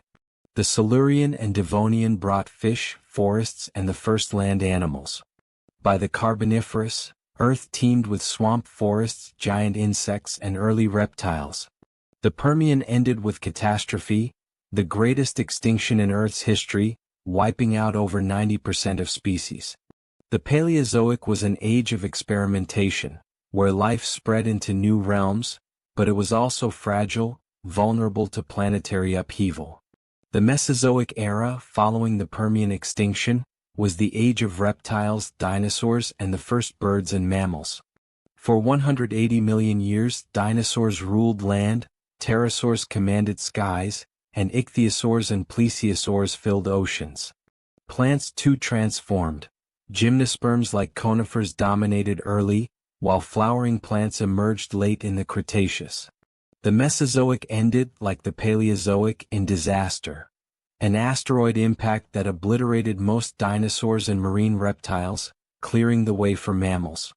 The Mesozoic was an age of dominance, defined by giants and ruled by reptilian empires, but it ended abruptly, reminding us that no reign lasts forever. The Cenozoic inherits both legacies. From the Paleozoic, it inherits resilience, the ability of life to recover after mass extinction, to reinvent itself in new forms. From the Mesozoic, it inherits opportunity, the chance for mammals and birds, once minor players, to rise into dominance. Yet the Cenozoic also adds something new: complexity and interconnectedness, especially in the rise of humans.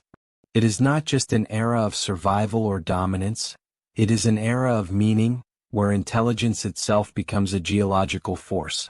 When we compare climates, the contrasts sharpen. The Paleozoic saw wild swings, ice ages in the Ordovician and Carboniferous, sweltering heat in the Devonian. The Mesozoic was mostly warm, a greenhouse Earth where dinosaurs thrived. The Cenozoic, by contrast, has been defined by cooling, culminating in the ice ages of the Pleistocene. It is the coldest era since the Precambrian, a world sculpted not by endless warmth but by cycles of ice and stability, testing life in new ways. When we compare dominant life forms, the arc continues. Paleozoic seas were ruled by trilobites and fish, Mesozoic lands by dinosaurs, and the Cenozoic by mammals and birds. Each era crowned new rulers, but none lasted forever. Dominance in Earth's history is always temporary. Yet humans complicate this pattern, for our dominance is not purely biological. It is cultural, technological, and planetary. In us, the Cenozoic produced not just rulers but authors, species capable of shaping narratives and imagining futures. Even plants follow this rhythm. The Paleozoic built coal forests of ferns and horsetails. The Mesozoic spread gymnosperms and eventually flowering plants. The Cenozoic saw grasses transform landscapes, creating ecosystems that supported herds, predators, and ultimately humans. Each era rewrote Earth's vegetation, changing not just diets but atmospheres. The oxygen we breathe, the climates we endure, and the ecosystems we inhabit all bear the fingerprints of plants evolving across eras. From the perspective of deep time, the Cenozoic is young and unfinished. It has lasted a fraction of the Paleozoic or Mesozoic. Whether it continues for millions more years or yields quickly to something new depends in part on humanity. If humans trigger mass extinction and lasting climate shifts, the Cenozoic may one day be remembered as a brief interlude before another kind of age, a cautionary echo of the catastrophes that ended eras before.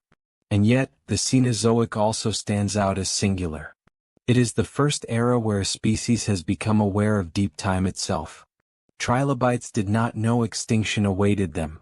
Dinosaurs did not ponder the stars. But humans, shaped by the Cenozoic, look backward to the Paleozoic and Mesozoic, and forward into futures yet unwritten. Awareness itself is a novelty, a thread never before woven into Earth's tapestry. Picture the eras as a layered mural. Paleozoic seas swirling with trilobites, Mesozoic plains shaking under dinosaurs, and Cenozoic grasslands humming with herds and hunters. Above them, humans stand gazing, not just participants but observers and storytellers. In that gaze lies both continuity and rupture. Continuity with life's long struggle to survive, rupture in our ability to decide the next brushstrokes of the mural. The Cenozoic, then, is not just another era, it is a turning point. It is the bridge between a world where life adapted blindly and a world where one species can guide, for better or worse, the future of all. In the next part, we will explore the catastrophes and extinctions within the Cenozoic itself, tracing how losses, whether climate-driven or human-driven, reshaped ecosystems and tested resilience again and again. Extinction has always been part of life's story, a shadow trailing evolution. The Cenozoic, though not marked by mass die-offs on the scale of the end Permian or end Cretaceous, was nonetheless shaped by waves of loss. Each extinction, whether driven by climate, competition, or human action, pruned life's tree and redirected evolution. To understand the Cenozoic fully, we must look not only at the species that flourished but also those that vanished. The earliest Cenozoic extinctions came in the Paleocene and Eocene, when climate fluctuations forced adaptations that some lineages could not meet. Small mammals that thrived in warm, dense forests faltered as climates cooled. The Paleocene-Eocene thermal maximum, a sudden spike in global temperatures, drove marine extinctions, particularly among deep-sea organisms that could not tolerate the abrupt warming and acidification. While many mammals diversified during this greenhouse episode, some early groups disappeared entirely, erased in the blink of geological time. The Oligocene brought another pulse of loss. As Antarctica froze and oceans reorganized, tropical species declined. Many archaic mammals, including creodonts, the once dominant carnivores of the Eocene, could not adapt to cooler, more open habitats and were replaced by early carnivores like cats and dogs. This was not a single event but a gradual thinning, where climate-driven habitat changes quietly erased lineages. The Miocene was a time of diversification, but it too had its casualties. Forest-dwelling primates in Europe vanished as woodlands shrank. Marine life faced pressures from changing currents and competition. Some early whale lineages disappeared as more efficient baleen and toothed whales rose. Even the mighty megalodon, apex predator of the seas, could not survive into the Pliocene. Its extinction, likely tied to cooling oceans and the decline of warm-water nurseries, reshaped marine ecosystems, opening niches for orcas and great white sharks. The Pliocene sharpened extinction pressures. As climates cooled and grasslands expanded, species dependent on dense forests dwindled. The closure of the Isthmus of Panama triggered the Great American Biotic Interchange, where species from North and South America crossed into new territories. Some thrived, like armadillos and possums moving north, but many South American marsupials and large herbivores could not withstand the competition from northern invaders. Extinction here was the price of connection.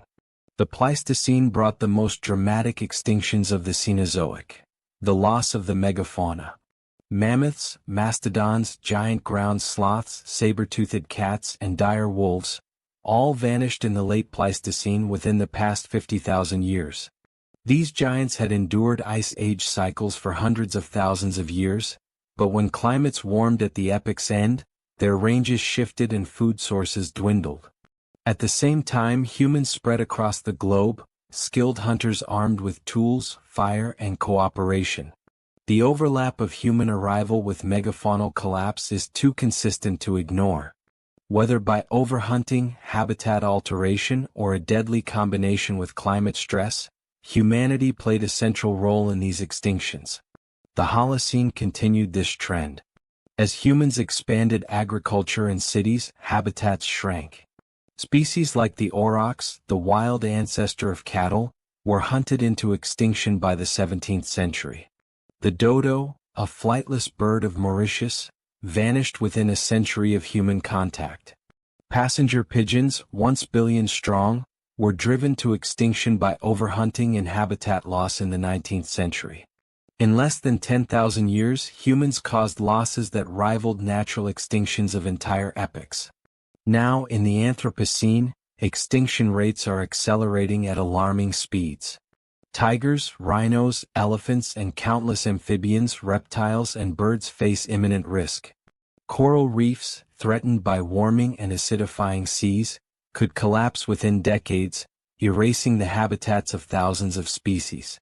Scientists warn of a sixth mass extinction, one caused not by asteroids or volcanism but by deforestation, pollution, and climate change, by us. And yet, extinction in the Cenozoic is not only about loss but also about renewal. Each disappearance opened niches for new life. The decline of creodonts allowed cats and dogs to flourish. The extinction of megalodon freed marine ecosystems for smaller predators. Even the loss of mammoths and giant herbivores reshaped vegetation, influencing human agriculture and settlement. Life is resilient, endlessly adapting, but the pace of loss in the Anthropocene tests that resilience as never before. The story of Cenozoic extinctions offers 3 lessons. First, change is constant. No species, however mighty, is immune. Second, climate is merciless, warming, cooling, or oscillating. It drives extinction as powerfully as predators or competitors. Third, humans are unique. We are both agents of extinction and potential stewards, capable of preventing losses through conservation. Unlike any species before us, we can decide whether extinction continues unchecked or whether biodiversity is protected. Picture the shadowed arc of these extinctions.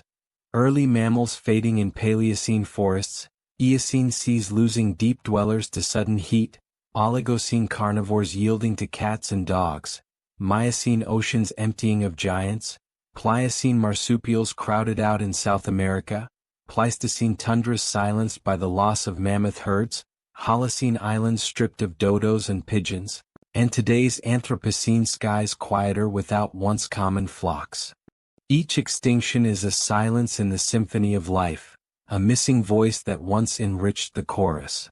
In the next part, we will turn from shadows to resilience, exploring how life repeatedly rebounded during the Cenozoic, reinventing itself in the face of loss, and how this resilience offers hope even in the Anthropocene. If extinction is the shadow of the Cenozoic, resilience is its light. Time and again, species vanished, ecosystems collapsed, and climates swung wildly, yet life rebounded with creativity and vigor. The Cenozoic is as much a chronicle of renewal as it is of loss, a story of how the living world reshaped itself in the wake of change. In the Paleocene, the Earth was scarred by the asteroid that ended the dinosaurs, yet mammals surged into empty niches. Within a few million years, small shrew-like creatures diversified into bats, whales, hoofed grazers, and primates. This rebound was not only quick but also transformative. The death of reptilian giants allowed mammals to explore sizes, diets, and habitats never before possible. From tragedy came opportunity, and life embraced it with ferocity. The Eocene displayed resilience in abundance. After the thermal maximum burned through ecosystems, mammals, plants, and marine life adjusted. Whales abandoned land for the sea, primates flourished in tropical forests, and flowering plants spread with pollinators. Ecosystems reorganized, not merely recovering but reinventing themselves. Warmth pushed species to adapt physiologically and behaviorally, proving that resilience often means transformation rather than return to a prior state. The Oligocene, with its cooling climate and expanding grasslands, saw resilience in the rise of new herbivores and predators. Horses evolved teeth specialized for grazing, camels adapted to arid environments, and grasses themselves proved astonishingly resilient, spreading to dominate landscapes worldwide. Life did not resist change, it embraced it, turning a cooling planet into a cradle for new ecosystems. The Miocene brought perhaps the greatest expression of resilience. As forests shrank, apes diversified, experimenting with new body plans and behaviors. Grasses gave rise to vast herds of antelope, cattle, and deer. In the oceans, baleen whales rebounded from competition, achieving massive sizes that remain unmatched. Coral reefs, stressed by shifting seas, reorganized into new configurations, sustaining vibrant marine diversity. Resilience here was not about survival alone but about innovation, life flourishing in unexpected ways. The Pliocene tested resilience with tectonic upheaval. The closure of the Isthmus of Panama merged oceans and connected continents, sparking extinctions but also fueling diversification. South American armadillos, anteaters, and possums found new homes in the north. Northern bears and cats expanded southward.